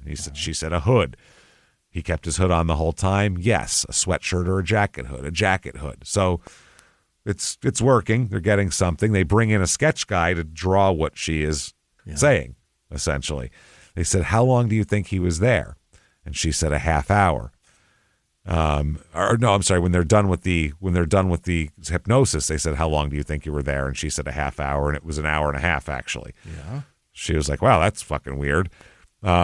So she, does all of that. They have a better sketch now, and she tells Kamena, "Catch him. If you catch him, I'll know him. I'll never ever forget that face." And she also offers to go back to the Transamerica building with them. Oh. To see if that, so they do. They drive her down there, yeah. which is brave of her to do. You'd think she'd never want to go there again. God. I quit Peter Piper Pizza the next day after I was robbed at gunpoint. They asked me to go fold pizza boxes. Nobody raped me back there. Nobody shot me back there. But I still was like, I'm not going back there. Yeah. You didn't have to watch your friend bleed out after someone tried to rape you and blew a load in your mouth? That would have been worse, right? I still was like, I'm not going back there. They're like, you're going back there. I'm like, oh, I quit. I'm going home. Yeah, bye. Not doing it. So she went back and she said, though, he couldn't figure it out. Wow. And got no more information. So on January 26th and January 29th, in Southern Oregon, he commits more fucking robberies in Eugene, Medford, and Grants Pass. Yeah. And in Grants Pass, 2 females, a clerk and a customer, were both assaulted by the robber as well. Okay. This is crazy. On January 29th, it was a 29-year-old clerk working alone in a Winchell's donut shop in Grants Pass, Oregon. Okay. And he robbed the shop of $70, fondled the clerk and the teenage customer. Okay. Then an hour later, he held up the Richards Market in Medford, 35 miles away, using the same silver revolver. Band-Aid on the nose, same guy. At first, if you're going to do the Band-Aid thing once, it's good. But once you do it all the time, now they just link you to everything with it. Right. Now it's a hindrance at this point. Now it's just linking you. So February 3rd, 1981. Okay, this is crazy. We'll start with Steve Eckerd. Steve Eckerd is a Redding, California firefighter who is on a 24-hour shift at this point. Okay. Now, his wife, Donna Lee Eckerd, works as a registered nurse at Mercy Hospital on the day shift. Steve works nights a lot of times with the fire department. They don't see each other a lot. They have a couple of kids, all that kind of thing. So Steve talked to his wife at about 3:30 in the afternoon. Donna Lee went to a doctor's appointment. She had a minor surgical procedure that day, so she told her husband that she was going to lay down for a little while. Didn't feel too good. Yeah. So she has a 12-year-old, Kristen, who is her daughter from a first marriage. Sure. She stays late at school to watch a basketball game. She calls Donna Lee at about 6 p.m. to ask permission to go to her friend's house. She said her mom sounded sleepy, like she just woke up from a nap, which she did, and she told her daughter that it's fine to visit your friend, just be home by 9. Okay. Oh, boy. So this girl, the 12-year-old Kristen, she gets home at 9. It's actually about 8 minutes to 9 when she gets in. As a kid, you know the exact moment you walk in. Yeah. I got home at 8:54, I swear. I'm early. You know it. So she got in. She called out to her mother and her sister as well. She's got a sister there, but no one answered. So she walked through the house and still calling to her little sister Janelle and to her mom, Donna Lee. She got to her parents' bedroom and opened the door. Oh, boy. And this girl's 12, mind you, that has to walk in and see this. She sees her mother and sister in there lying side by side on the bed. God. Donna Lee on her back wearing only a nightgown that had been pulled down, exposing her breasts. Her glasses are still in place. Her ankles are crossed and bound with white surgical tape. Oh, boy. Her arms have been twisted beneath her, and her wrists are bound with the same tape. And a big swath of tape covers her mouth and nose. Okay. Now the daughter, it's Kristen's older sister, 14-year-old Janelle, is completely nude with her face covered in blood. Oh, boy. So the 12-year-old is like, what the fuck? She sees that her sister looks dead. Yeah. She said, oh, my God, my sister's dead, but I think mom's still alive. So she pulls the tape off her face, and she's trying to get her to talk, and she's shaking her and everything else. Yeah. Mom doesn't respond, so she goes, holy fuck, I think they might both be dead. Yeah. But she knew that in an emergency, you never know, because she heard from her stepdad here about, or her dad, whatever, about who's a firefighter. If someone drowns or falls in the pool, you might be able to revive them, even if they look dead. Yeah. So she said, I got to call for medical help here. Yeah. So she gets on the phone. My mother, my sister, send help quickly. Holiday Road, the Eckards. This is 9:01. The call comes in. So she probably put her stuff down, walked around, looked in the fridge, and then found. That's horrifying, man. So the sheriff's patrol responds to the call along with officers, and the personnel at Mercy Hospital is called, and they call the Mountain Gate Fire Station to ask the technicians to respond. And one of the people one of the responders is Steve Eckert. Really? Yes. You can't respond to that. Yep, he heard that, and he was like, holy fuck, he heard his address and was like, uh-oh. So he did. He got in the car with everybody, with the captain and the chief, and they raced to the home. And it's not far. It's a small town. It's Mountain Gate. It's very small. They arrive here in 5 minutes. 2 minutes later, the sheriffs pulled up. They could see Steve was comforting the 12-year-old in the living room. Yeah. And Steve Eckert was. And the other people were with the two bodies in the upstairs bedroom. Steve told them that he saw the bodies, and it is his wife and his stepdaughter. God dang. His elder stepdaughter. So they could see what appeared to be a bullet wound in the 14-year-old Janelle's neck and the tape bonds on her mother. So they secured the scene and all that. They said the murders were very cold, execution style. Yeah. They said that Donna had been shot possibly twice. Oh. Janelle suffered many wounds, at least a half a dozen, all in the back of her head. Wow. And they're like, what the fuck? This is a cult at the end of a cul-de-sac, little neighborhood. Makes no sense. So this is uncomfortable, but the detectives all kind of huddle up and they go, we got to ask where Steve was. Yeah. First person we got to ask is where the husband was when we see this. So they do that, and they go over and they ask his chief, where the hell's he been for the last 3-4 hours? And they said, with us, sitting around waiting for a fire. Right. So they were like, okay, he's cleared at least. So now he can, he's not a suspect now. Sure. So the 12-year-old said she talked to her mother at 6 and everything was all good.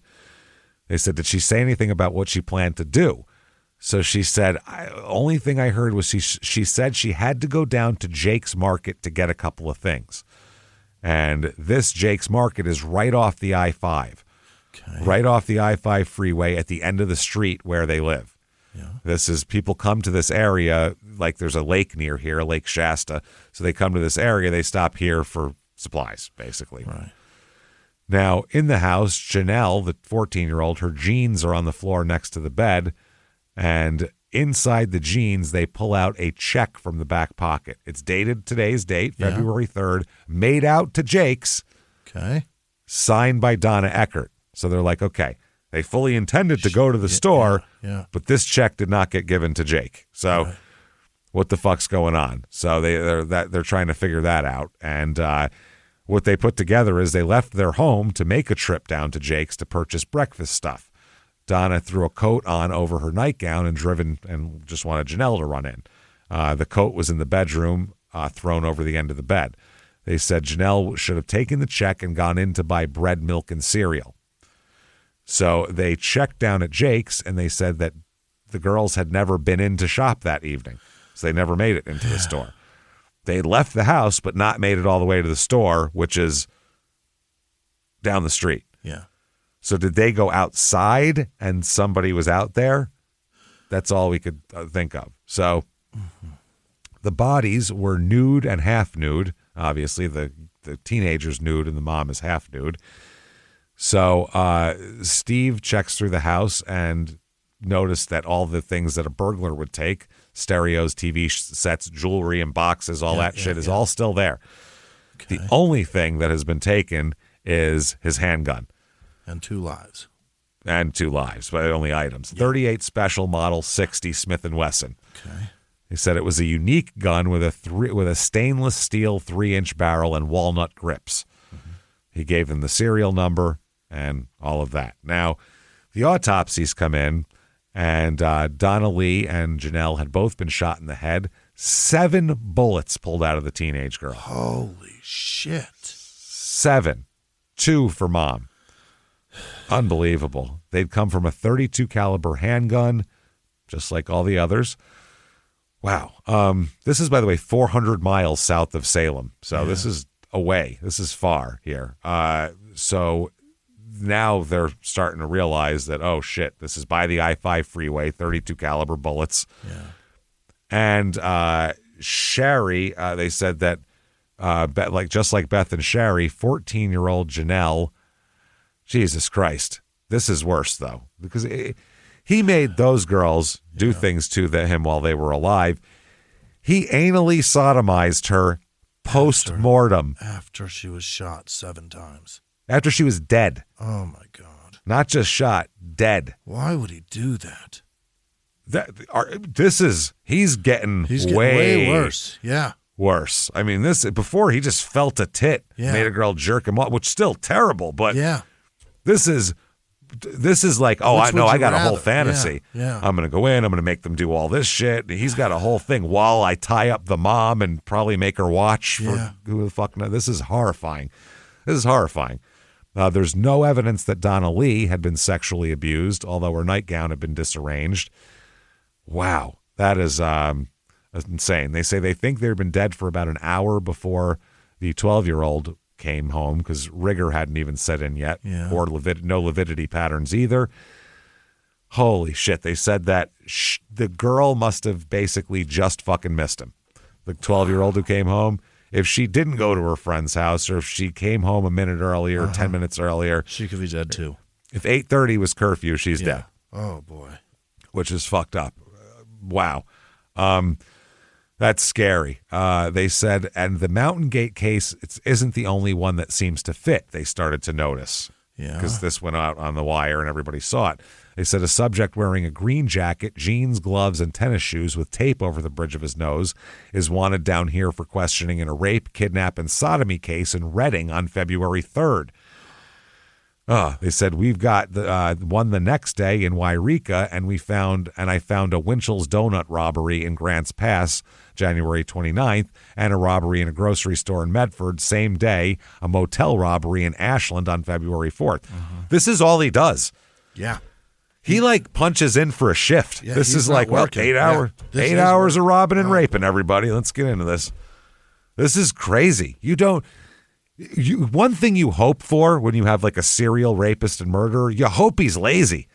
Or that he's got something else to keep him Other busy. shit, yeah. He's got like some sort of commitments. He's got things. He's got a job. He's got school. He's got a family. He's got to work with. Like BTK, if he didn't have all these responsibilities, he'd have killed 100 people. He had so many jobs. If he wasn't so busy working to pay his mortgage, he'd be a problem. Working and doing all the family things that had to keep his, facade. If he was just a single guy in a one-bedroom, he'd have been fucking If he was just an over-the-road trucker, we would be in so much trouble. So much trouble. So based on this down there, Kamenik tells this guy, I think we're looking for the same man. You guys down there and us up here. It looks as though a lot of jurisdictions are looking for this fucking guy at this point. So he stays in touch with the Shasta County Sheriff's deputies and detectives and would look through reports for more Band-Aid cases all over the region here.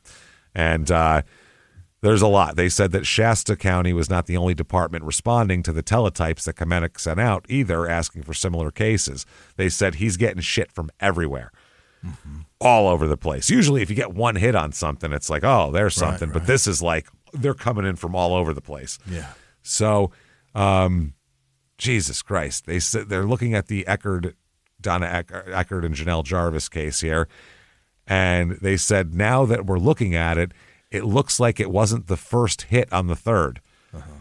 They said it seemed crazy, but they said they found another case on February 3rd with an identical MO.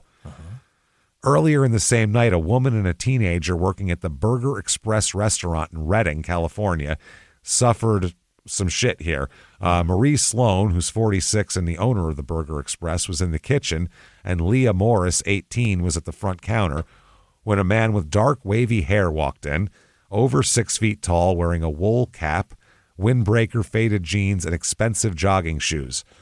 His hands were concealed by blue gloves with gray trim. Leah, the cashier there, looked up to take his order and saw that he was pointing a silver revolver at her. Yeah. He placed himself in a position where he could watch both women, and then he turned to the owner and said, "Sit down and you won't get hurt." So the owner instructed the girl working the register, get the money and give it to him. Sure. Don't, do this. Don't fucking be Don't brave for my money here. Yep, let's go.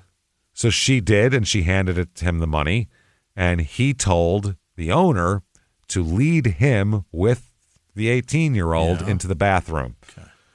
So she does, and he tells the shop owner, the 46-year-old, kneel down on top of the toilet.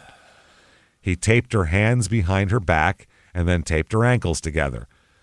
Then, when she was helpless, he taped her mouth shut with a big strip of tape, then turned to Leah and said, "Take your clothes off." Oh, boy. He's got an M.O. Not interested in the older one. I'll tie her up. Yeah. I like teenagers now all of a sudden because he's a weird stuck in teens. Classy fella. Yeah. He's all class, really, honestly. Gross. So while he was awaiting the girl taking off her clothes while she's doing it, he still fondled the owner's tits and everything, just for something to do to pass the time. He waited for Leah. Then he ordered the owner to get off the toilet and face the door. Yeah. She said she couldn't move, so he helped her to the floor and warned her to keep her face toward the door. So this isn't a bathroom. It's small. Yeah. Then he turned to Leah with her sobbing, and he forced her to give him a blowjob. He did not ejaculate. Yeah. He pushed her to the floor face down and attempted to anally rape her. Right. And he wasn't satisfied with how that was going. Yeah. So then he said, "Back to oral sex, please." Oh, Jesus. And finally he finished here. He got his clothes back on. They thought he was going to shoot them. Yeah. But at that moment, the owner's husband stopped by to check on her. Oh? She heard him outside the bathroom door pushing against it. Wow. While Randy, with the gun, is saying, "It's busy. Like, I'm in here. Someone's in here." He then opened the door and held the gun on the husband. Okay. Forcing him into the bathroom. He didn't shoot them. He just ran away. Really? At that point. Yeah, I don't know what the fuck. They could hear him running away.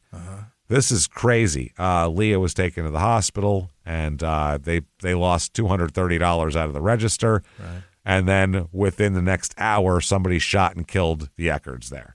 By the way, less than 10 miles away. Oh, my God. He didn't get all of his raping in. Yeah.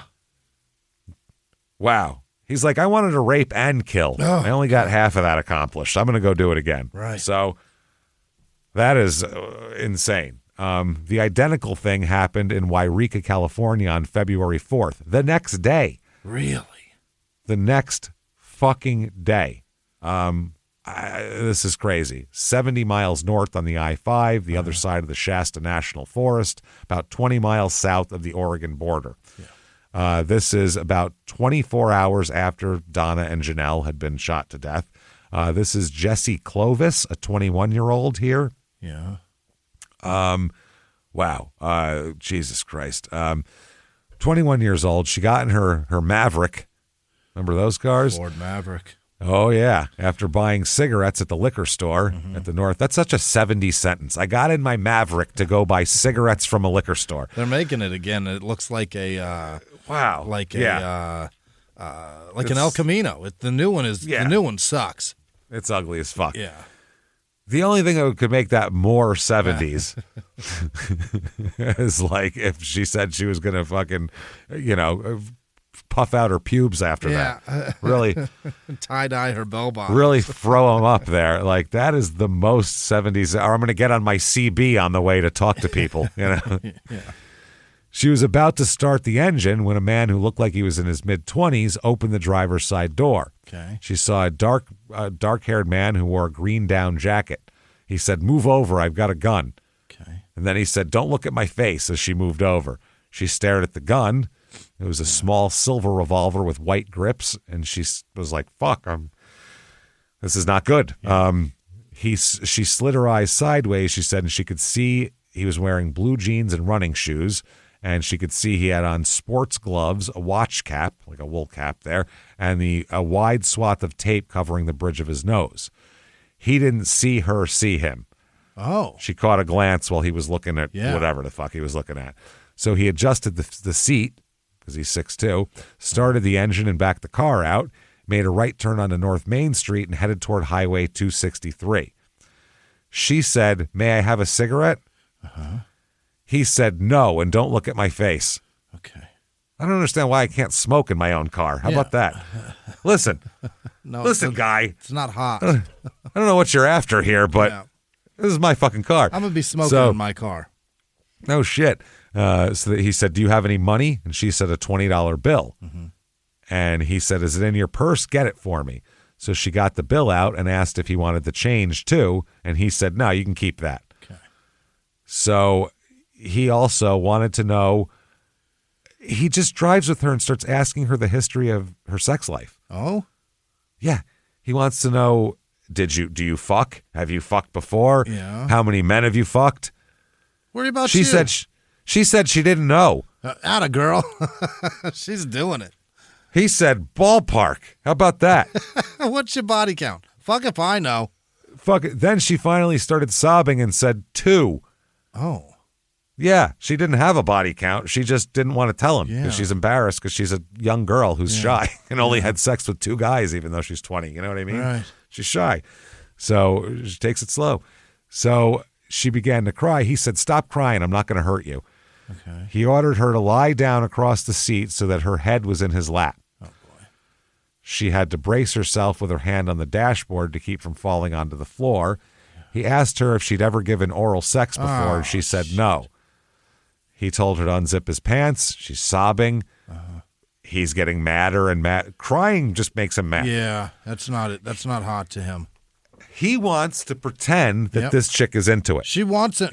He wants her to like it. He wants her to like it. Yeah, look at my dick. Isn't it great? That's crazy. Everyone loves my dick. I'm doing you a favor. So if they're sobbing, then it's like, you're ruining the whole thing. Oh, Whereas Jesus. Some rapists enjoy the crying. Yeah. That's part of what they get off on. This is different. He wants this to be like a fantasy. He wants her to want it. Yeah, every girl wants my dick. That's his thing. Again, please don't isolate that. So, it's fucking weird. So she's crying. He's mad. Yeah. He says, "Do what I say. You do. You understand that, don't you?" He then asked if he could touch her breasts. Okay. But continued to use what she called gutter language. But he was already fondling her while he was asking her, "Is it all right?"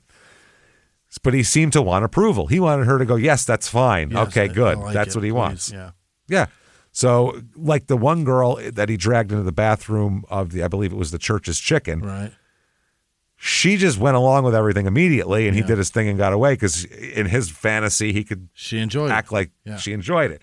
He knows that's impossible with like a 14-year-old or something. True. So that pisses him off, and they probably cry. Yeah. He wanted her to tell him she was enjoying it. Yeah. She was squeezing until it hurt, though. Oh, but God. She was saying that she was saying what he wanted her to say. She was going along with it. So she lied and said, "Yeah, no, I like this. Yeah. This is great. Having a good time." So he said, "Do you let your boyfriend do this to you?" And she said, "No." Oh. And he said, "Why not? It's only for you. You should be putting out. What are you doing?"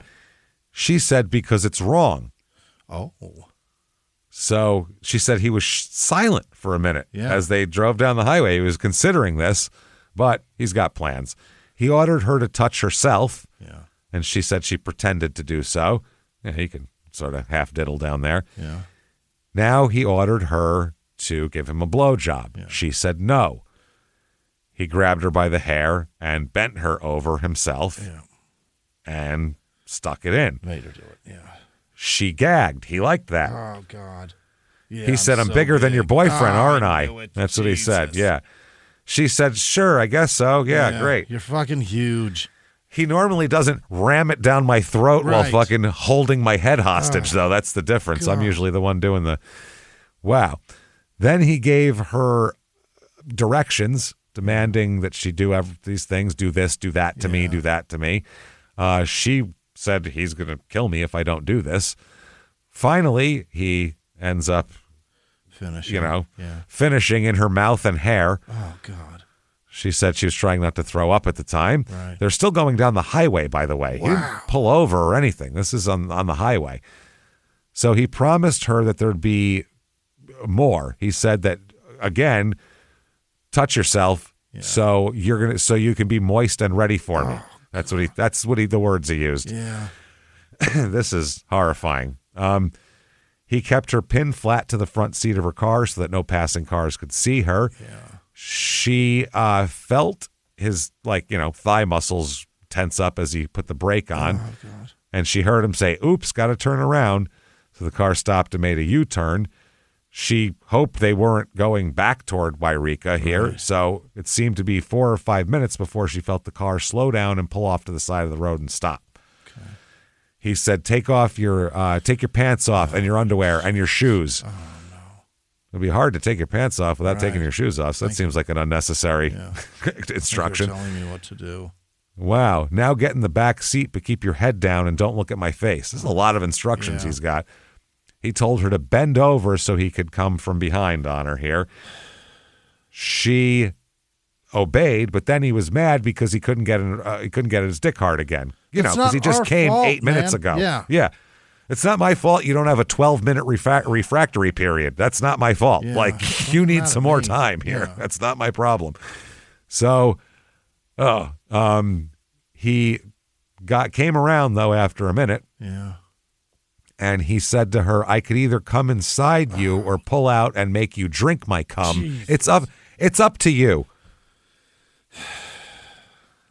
So she said she couldn't bear the mouth again because that just happened. So she told him, "I guess just come inside me." Yeah. So the problem is he just wanted to find out which one she didn't want to do. And she told him. Yeah. So he demanded that she swallow it again. Yeah. Obviously, because she doesn't want to. So she started crying. Yeah. He told her to stop. This ruins everything for him. Right. So he's ridiculous. So not ridiculous. He's a monster, but you know what I mean. Yeah. He said that was understatement. Understatement of the year. This guy's a real pain in the ass. Not a real good guy, this guy. I don't think he's a nice guy. I'm going to go out on a limb here. To say he's absurd. Wow. He said that was good, wasn't it? So she nodded yeah, okay. He said, "Now lie back down." Mm-hmm. She saw something in his hand and she thought, "Oh, fuck, he's going to shoot me now." But instead he held a roll of white tape. He showed her the tape and she saw that it was half gone. He taped her wrists together so that she couldn't move, and then he took a rag and wiped the seat clean of any fingerprints he might have left. Sure. He said, "Don't go to the police. If you do, I'll just say that you picked me up hitchhiking and you asked for it. They'll believe me." Yeah. He said, "They'll believe me. That would be an embarrassment for you." Okay. Wow. So she lay on the rear seat of the car as he climbed back in the front seat, started the car, and headed back toward Wairika. She finally asked, "Why did you do this to me?" Yeah. Which I'd love to know the answer to this. What the hell, man?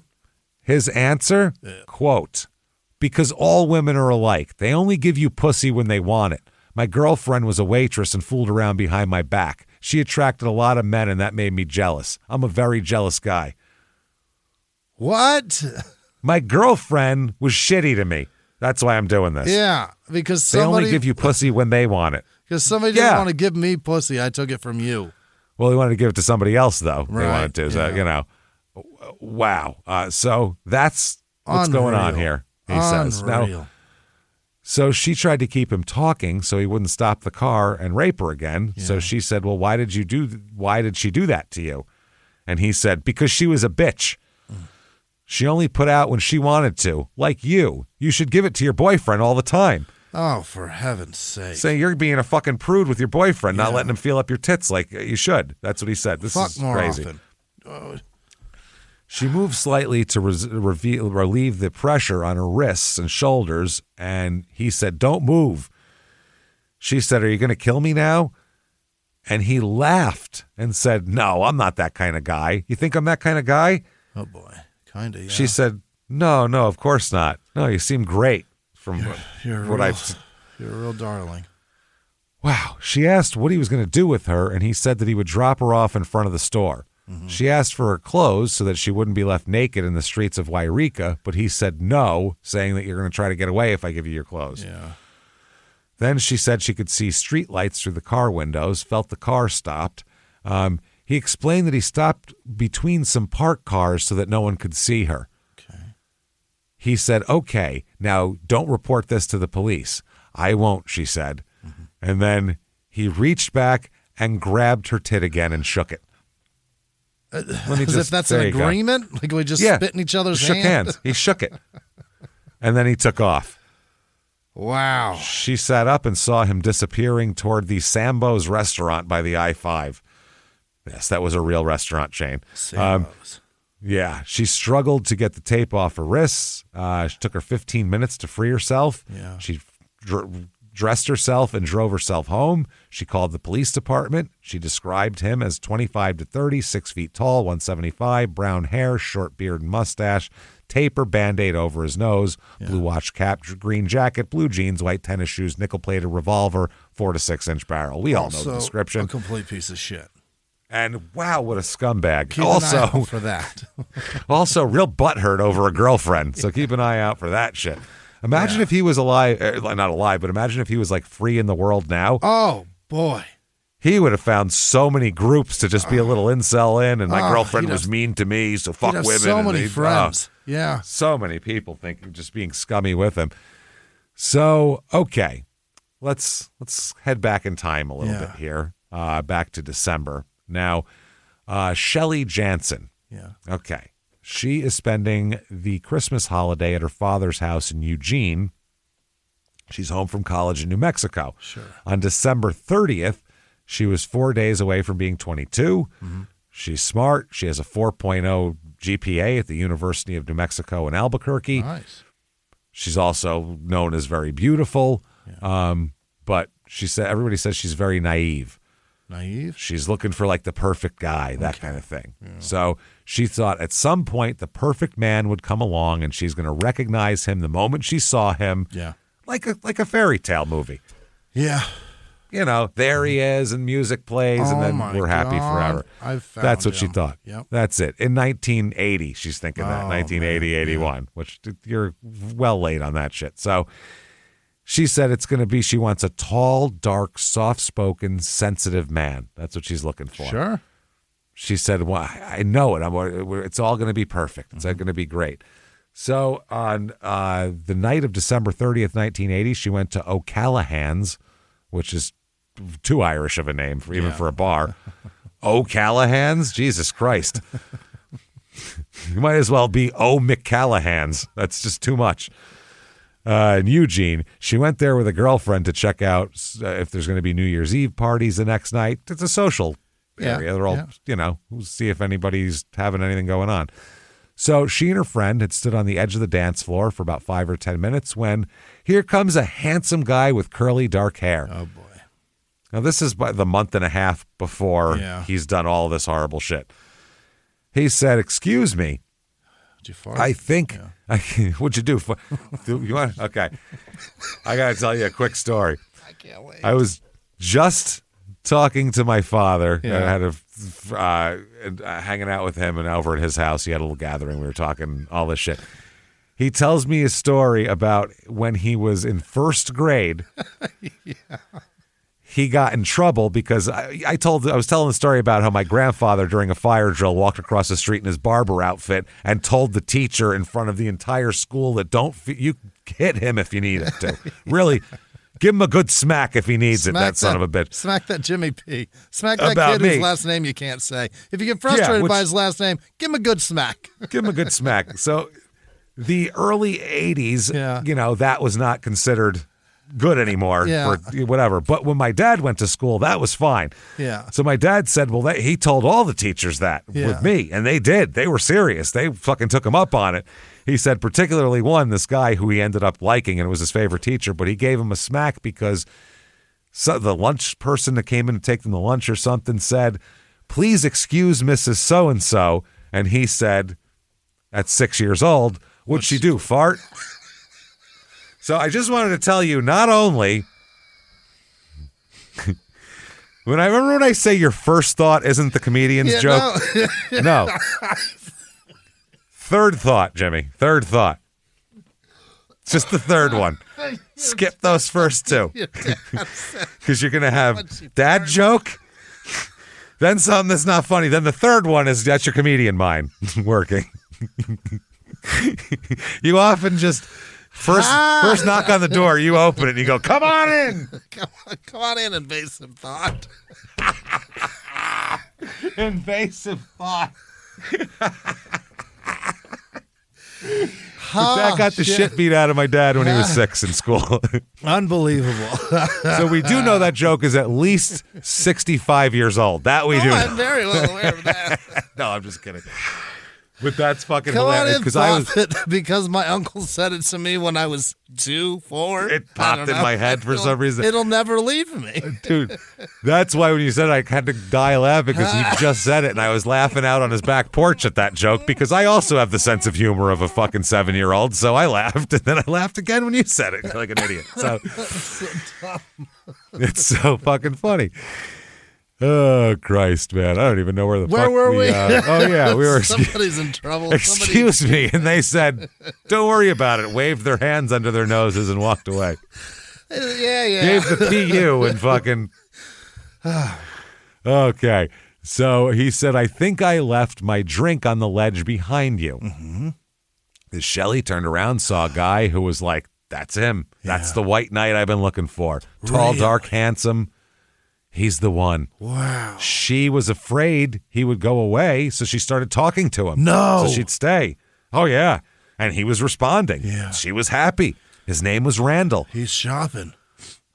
He's from Portland, but he's planning to move to Eugene. He just turned 30, and she laughed, saying, oh, you only look about 25. Right. She said, bullshit, let me see your driver's license. And then she said, oh, wow, he was born in 1950. She said, I'm a Capricorn, too. Uh-huh. I'll be 22 this Saturday. Oh, we have something in common. Yeah. And they giggled, and because in 1980, that was considered something in common. That's a big deal, yeah. So he explained that he planned to attend the University of Oregon in the spring and that he'd been taking courses at Lane Community College in the interim. Yeah. He wanted to complete 2 degrees, one in business and one in health and physical education. Wow. So she's like, wow, that's impressive. And she also said that she was impressed because he said he was going to find a job bartending and save all his money for his education. So she's like, wow, he's a hard worker. What a guy. He sets goals. This is the kind of guy I'm looking for to be my guy. They danced 2 dances because they were talking so much. They didn't have time to dance. And it got deep, too, not just normal, bullshit, pickup line stuff. They talked about their futures, family, goals, morals. Usually, he does that immediately, and it scares girls off. But this is exactly what she's looking for. Wow. Remember, before they said he's in love with the girl 5 minutes into it. And they're like, "Whoa, calm down. This is what she's been looking for. This is some romance fairy tale shit." So this is perfect. She thought his voice was deep and soft, and he looked right into her eyes and told her about a woman in Medford who had refused him, and he said he just walked away. He said he'd never force himself on a woman who didn't want it. No? Didn't want him. Okay. So she felt a little jealous, even though that happened before him, but she was already jealous of him. Wow. But he said that he didn't care anything for the other women now. I only care about you now. Right. I'm talking to you. You're it. I mean, till I come, and then it's another story. But for now. You don't know. She said she had to go back to Albuquerque in 3 days and was very upset because we're perfect for each other. And Jesus Christ. And Randall was already suggesting we might want to get seriously involved. And she was like, yes, we might. Wow. She said, this is wild. She didn't know that this was just what he did. Yeah. This is every girl in every bar. This is how he comes on. She's just the most receptive to it. She's the most naive of anybody that that he's found here. So, she was falling in love with him. She was amazed. The bar closed, and her friend said, it's nice. Let's go, and whatever. Mm-hmm. She turned to her friend Shelley and said, "It was nice to see you. That's great. I'm going to go leave here with him, though." Him and I are going home because we got to talk about our future together. I mean, we got a wedding at like 8:30 tomorrow morning. It's down at the. We got to get a caterer tomorrow. Justice of the Peace booked. He's got to get a tux. It's going to be a long night. So Randall walked Shelley to his car, and they stood out there talking until everybody else left, and they're just having all of that. Shelley said, "We were shocked to have those incredible feelings so quickly. We were shocked. They're already one. He and I. We just stood there talking about our feelings." Then they got into Randy's car, his Champagne Edition gold Volkswagen. There it is. He kissed her, and it felt just right to her, she said. Oh, she didn't matter if she just met him. None of that was a concern. They talked and kissed, and finally she asked him to take her to her friend's house because she'd left her purse in her friend's car. Yeah. The plan was that he would then take her home to her father's house after she gets the purse. Boy. But halfway to her dad's house, they mutually agreed that instead they'll go to his room at the New Oregon Motel instead of going to her dad's house. I'll find a place where I can. He was very considerate of her, and he suggested it might be too soon for us to make love. Yeah, it's I don't want the best. I don't want to ruin what we have. Yeah. He said, but I don't want to. What we have here is almost a mystical connection. It's something that's just, it's beyond the heavens. It's beyond. It's so deep. Really, it's beyond a mere mortal man's comprehension of the universe and the heart together. Nobody else here can feel this. No, so instead, just blow me. That's what he said. It's too mystical. I don't want to fuck it up. I am using that sometimes. But definitely blow me. That's going to work. That is amazing. That's one way to tell a woman, I am not going to make you come tonight. Oh, no. But I'm planning on coming tonight. Going to soak you. She didn't realize that that's what he's into. He just wants to get blown anyway. Yeah. Or fuck somebody's ass or whatever. Whatever. Something that you don't want. Yeah, but they spend New Year's Eve visiting her family. Really? He told her that he had arranged a room to rent from a divorced woman who lived with her young son, and Shelley went with him to that home on East Street in Springfield, just east of Eugene, where Randall gave this woman a check for his first month's rent. Okay. Look at me. Shelley said she hated to spend New Year's Eve without Randall. I mean, they're an item. They are together. They are one. She still tastes him. Yeah. So, But he said that he had previous plans to meet friends in Portland and to go to a 40s costume party. Whoa. What is a I guess like 1940s theme. Wait, what 40s? Like zoot suits and that kind of shit. That's for swing music. That's all 40s. Is that 40s? Yeah, that's 40s. Okay. That's all 40s shit. That's post-war 40s shit. Okay, all right. Yeah, I suppose. Yeah. All that shit. People were happy then, I suppose. Everybody's got to sing. All that shit. So, 20s, anyway. You know what I mean? You're thinking 20s of like Charleston? Okay. Yeah, like people like fucking chicks in those dresses that fucking move like crazy. Yeah, no, this is a little different. So, 40s costume party. She went to the party, but she thought about only Randy, man. Only Randy. New Year's Day 81, she called him at his sister's house in Portland and told him that a friend of hers was coming to Portland and that she could come along maybe. Yeah. He said, yeah, definitely. Picked her up, and then he picked her up and he took her out to TGI Fridays. There you go. Boom. Big day.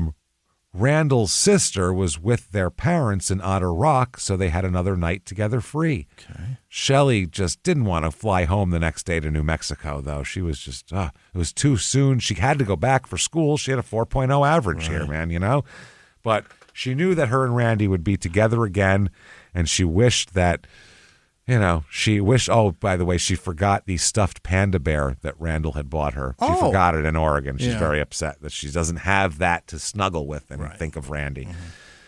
She wrote to Randall constantly, just big pages long shit, romantic cards and all that.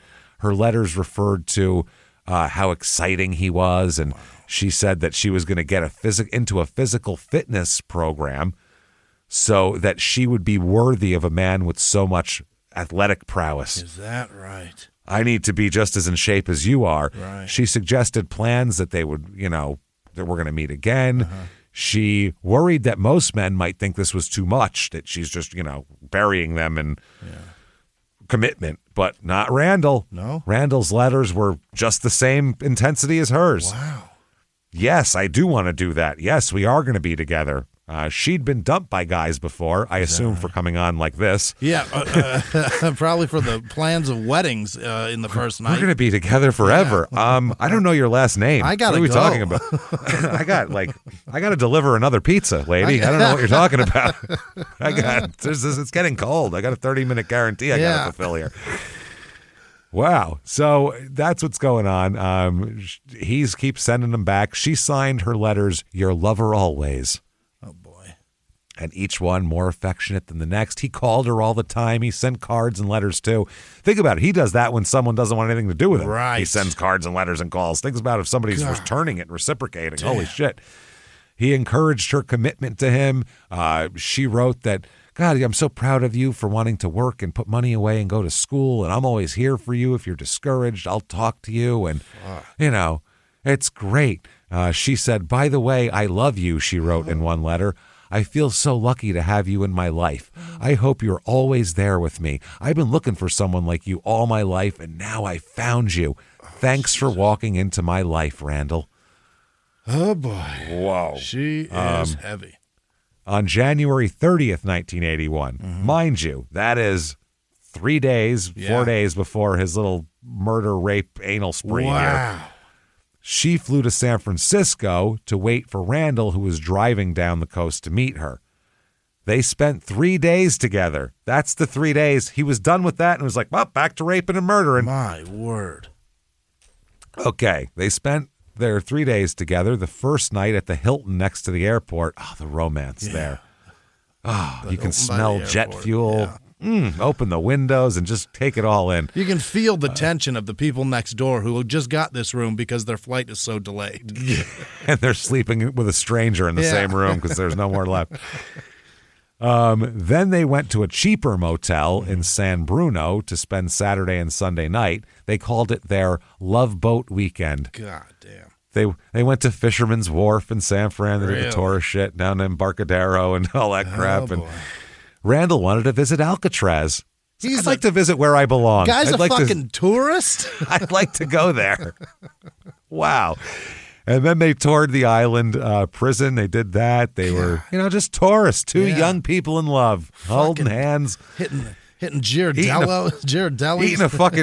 Eating a sundae from Ghirardelli's and fucking going down to, get the hot dogs from the little stands there and go to like Alioto's and get the fucking Get some fresh fish. fresh half shells.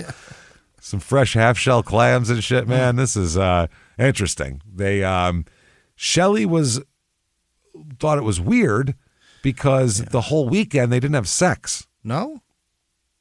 No, it was What weird. a gentleman. He just wanted, no. She blew him all the time. Oh, okay. It's a lot of blowjobs. Oral sex all weekend. Yeah, that's not happening. But they didn't have actual sex, which she wanted. She wanted to be close to him. Sure. Like that. For a woman, guys don't really feel like this, but for a woman, it's a close thing a lot of times, especially one like this who's a romantic. Right. I mean, as soon as he enters her, she's going to have a fucking, like, music will swell and angels will fall and people, harps are going and cupids are firing arrows. That's her fantasy that she's built up. And instead, it's just in her mouth. It's a little different. That's tough. So, anyway, she thought maybe he just puts me on such a pedestal. If someone comes in your mouth, you can knock the pedestal thing right down. He's just I assure you, there's no pedestal. They're not just, they might put you on a pedestal, but they don't like respect you so much they don't want to befoul you. Like, that's not what it's about. They're coming in your mouth, which to me is way more intimate than sticking their dick in you, I think, right? I assure you, there's no pedestal if he is leaving it right in your fucking mouth. No pedestal here. So, so she thought maybe he just feels like that's all that we should do till we're married. Once we get married, then we'll have intercourse so we can have children and a family. We can't consummate it until there's a ring. That's all. Yeah. And she's like, I mean, we will be married someday. There's no doubt about that. It's over, man. So on Saturday morning, Randall had told her everything. He told her that he'd been in prison and that he's on parole. She didn't know that before. Oh. He spilled it. He told her about his days with the Green Bay Packers and that he was so disappointed and hurt when it was over and he felt like a failure. And she was at first very shocked about his criminal record, but after a while she was like, it's from the past. It's not going to happen again. He's a different guy. What are you going to do? Yeah. Youthful indiscretions. He was upset about mistakes. Yeah, he's upset about the Packers. Yeah. And then it happened. He proposed to her. What? Oh, yeah. He got down on one knee, he proposed to her, and she said, yes, yes, yes, 1,000 times. Yes. Do it again. I'll say it again. Oh, and then he said, now put this in your mouth. There we go. Okay. Put this on your finger and this in your mouth, sweetheart. Let's go. So she said, yes, they didn't set a date, but they discussed maybe a late summer wedding or a Christmas wedding. What do you think of a Christmas wedding? Oh, I think it's hacky and stupid. Do it. It's so stupid. Maybe we'll do. No. Valentine's Day, 1982. What's think dumber? About how romantic it would be. Oh, Randall called his friend Ralph in Los Angeles and asked him to be the best man and everything. Yeah, he called his parents in Otter Rock and told them, I'm engaged, guys. Mm-hmm. Whoa, what a perfect weekend. Shelley had to leave to fly back to New Mexico, but, she had to wind up her shit at the university and finish up. But this was the best weekend she could have ever have imagined and hoped for. She'd known Randall for a month, but now they're engaged. He took her to the plane, and he told her that he'd be driving back to Eugene up the I-5 freeway so he could stop off at his sister Susan's home in Mount Shasta to tell her the news about the wedding. First person. I got to tell her. I am going to... Wow. I'm dropping why you he off. Went up. And he told her he was stopping there. Wow. And that's where he was stopping to rape. What a scumbag. And kill. He's a monster. This is fucking... That's he wanted to tell his sister about the wedding. Shelley was home in Albuquerque that evening. By that evening, February 2nd. Yeah. February 3rd is the attacks. Oh, my God. Randall called her collect at midnight and told her he was only an hour and a half away from his sister's house and he'd talk to her soon. When he hadn't called her again by Wednesday, the 4th, she tried to reach him in Eugene. He wasn't there. She was scared and thought maybe he was in a car accident. Yeah. She kept calling throughout the night and finally reached him Thursday morning. He said he had a nice time with his sister and her doctor husband and their children, which was true. He did stop. Yeah. He did stop that night and spend that night there in Mount Shasta. And then the next day he was robbing, raping, and killing in that same area. Unbelievable. So, he said that he did get a speeding ticket on the way home, he told her, and that he thought maybe I'll buy a radar detector. She didn't ask him why did it take you 2 days to get home. Right. She assumed that he spent the time with his sister. He didn't actually say that he had, but he seemed like that seemed about right. Yeah. So why not? After the San Francisco weekend, she didn't care about school anymore. All she could think about was life with Randall. Wow.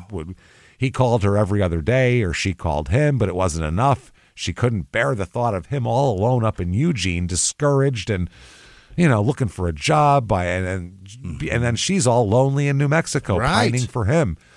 Then Randall sent her a dozen yellow roses on Valentine's Day, and she put them in a vase where she could look at them when she wrote to him. She said, I feel like I've just begun a very happy trail through life. Thanks.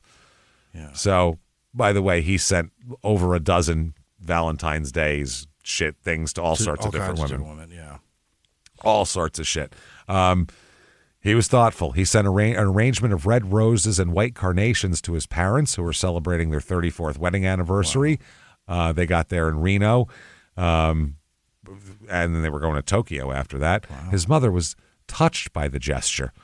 They'd been through a lot of grief with Randy, but it seems like he's turned the ship around and everything is fine. He's engaged to this wonderful young woman, and he's going to finish his college degree, and he's enrolled in bartending school. Wow.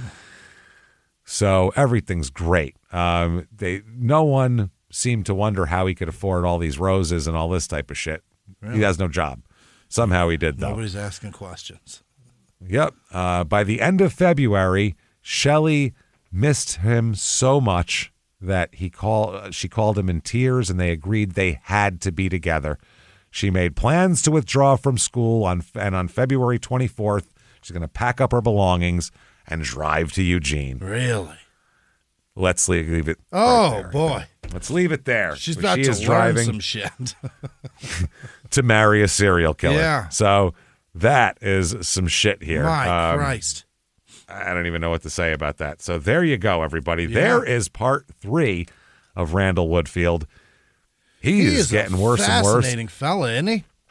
He's so fascinating, and there's so much more to come. Like, Yeah. it's not even Close we're not anywhere near Yeah. done. And the way he fucks up and gets caught too is just brilliant. It's amazing. But we'll leave it off right there with Randall. Mm-hmm. Now, definitely what you should do if you like this show, if Yeah. you like how all this series is going, you should get on whatever app you're listening on and give us 5 stars. It helps so much. It really does. Whatever app you're on, it really just helps drive us up the charts there.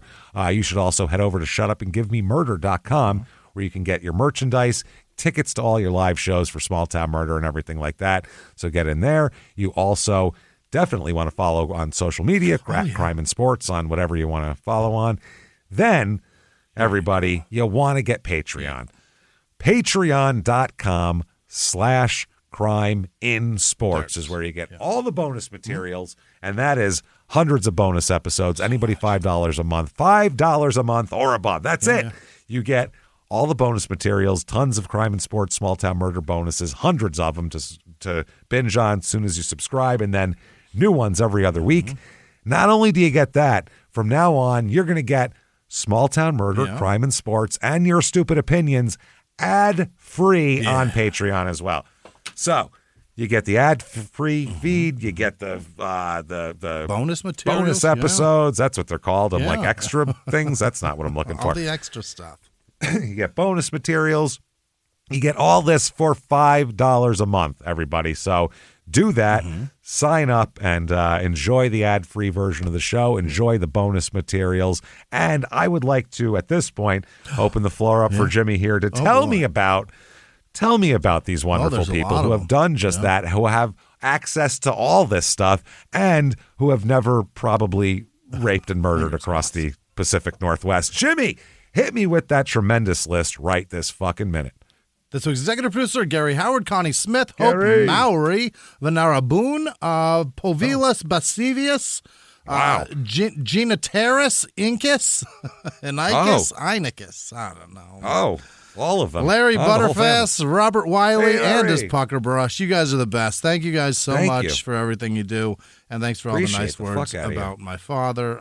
It's been a rough Yes. week, and you guys are really fucking amazing. So thank you for everything. You're very It's been nice. Very That was nice to see. supportive, helpful, and I'm doing Nice fine. to see you guys supporting my dude here. I like it. So Other thank you. producers this week: Peyton Meadows, Tiffany Hoare, Tia Churchill, John DeLong, Carmel Cooper Fitzmaurice, Happy Hour in Midland, Texas, Kara Whitaker, Janice Hill, FP, Brandon Case, John Kokaris, Kelly Manty, Pizza Sauce, Blair Christensen, Lexi Tomlinson, Alyssa Mellinson, Andrew H., Kristen Leviti, Christina Nicholson, Ann Kirk.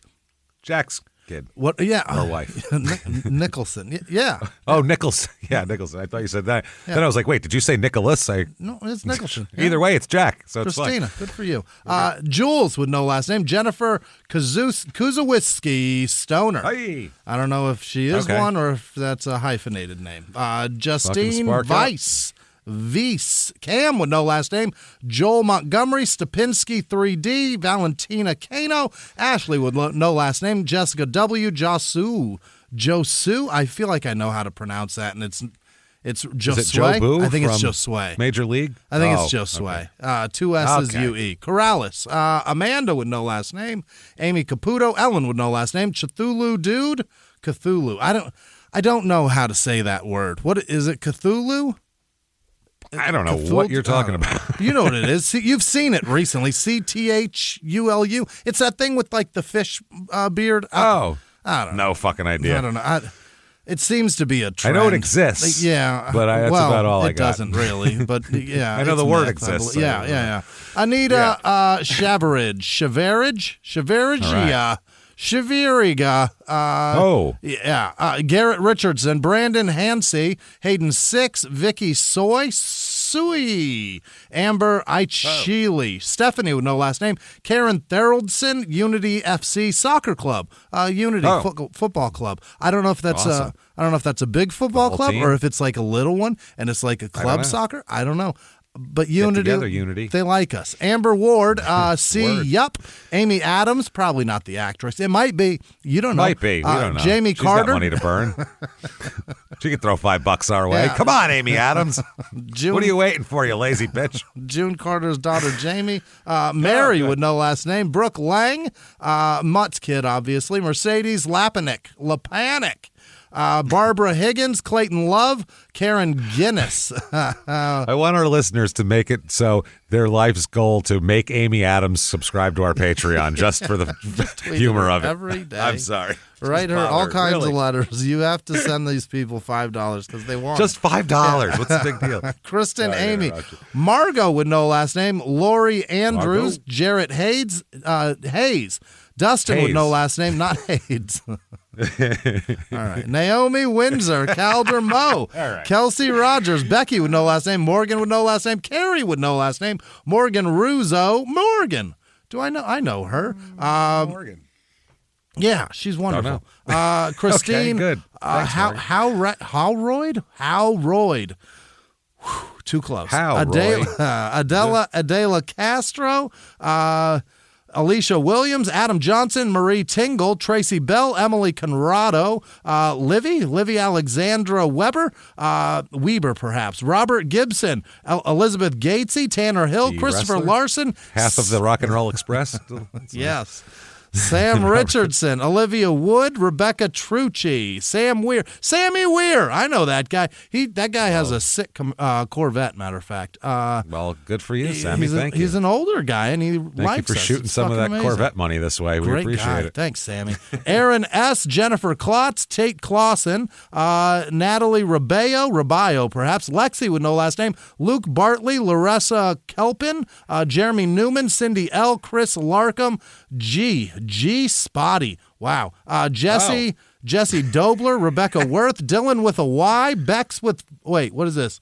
Bex the Foley? I don't know what that means. BK like Mo Lester. Oh, no. Oh, That's not real. Stephanie O'Regan, Amy Segui, Shanna with no last name, Mallory Rumzek, TJ Allen, Peta Karate. And it's not spelled that way. That's pretty amazing. That's the coolest last name ever. Alexandra Boland, Seth Hawkins, Cassidy with no last name, Nicole Bingham, Anya Smith, Aaron Easter, Riss Avery, Amanda Postel, Kay Sully, Allie Bennett, Haywood Jablomi, also probably not a real person. Michael with no last name. Not sure. We'll see. Don Jacoby Becerra with no last name. Anna Louisa Abdallah. Ryan Radmer got 2 patrons. Thank you so much. Whoa, thank you. Who are you? I imagine that's to be sung. There are several ways. The Who can do one. And also I think, AC/DC was Who Made You. Aaron Reese, Caitlin Doherty, Trista Bass or Bass, Elizabeth with no last name, Jared Reddy or Reedy, Melissa Nicole H., Eugene Duffy, Angela L. LCPL Wenslick. What's an LCPL? Is that a nurse of some sort? License. Sounds like it. Corporal punishment. Practical lentil distributor. Lentils are delicious. I don't know. Savannah Malloy, Brandon Jones, Dale Tweeton, Tanya Hartwich, Jennifer Childers, it's probably Childers, Kristen Champ, Probably. Jedi's mom, Bill Badass, like Billy Badass, got it. Jonathan Ray, Stephanie Chadden, Ginger Mills, Alicia iPad Pro, I think that she did that from her iPad Pro. David Adams, Athena, got a lot of tits.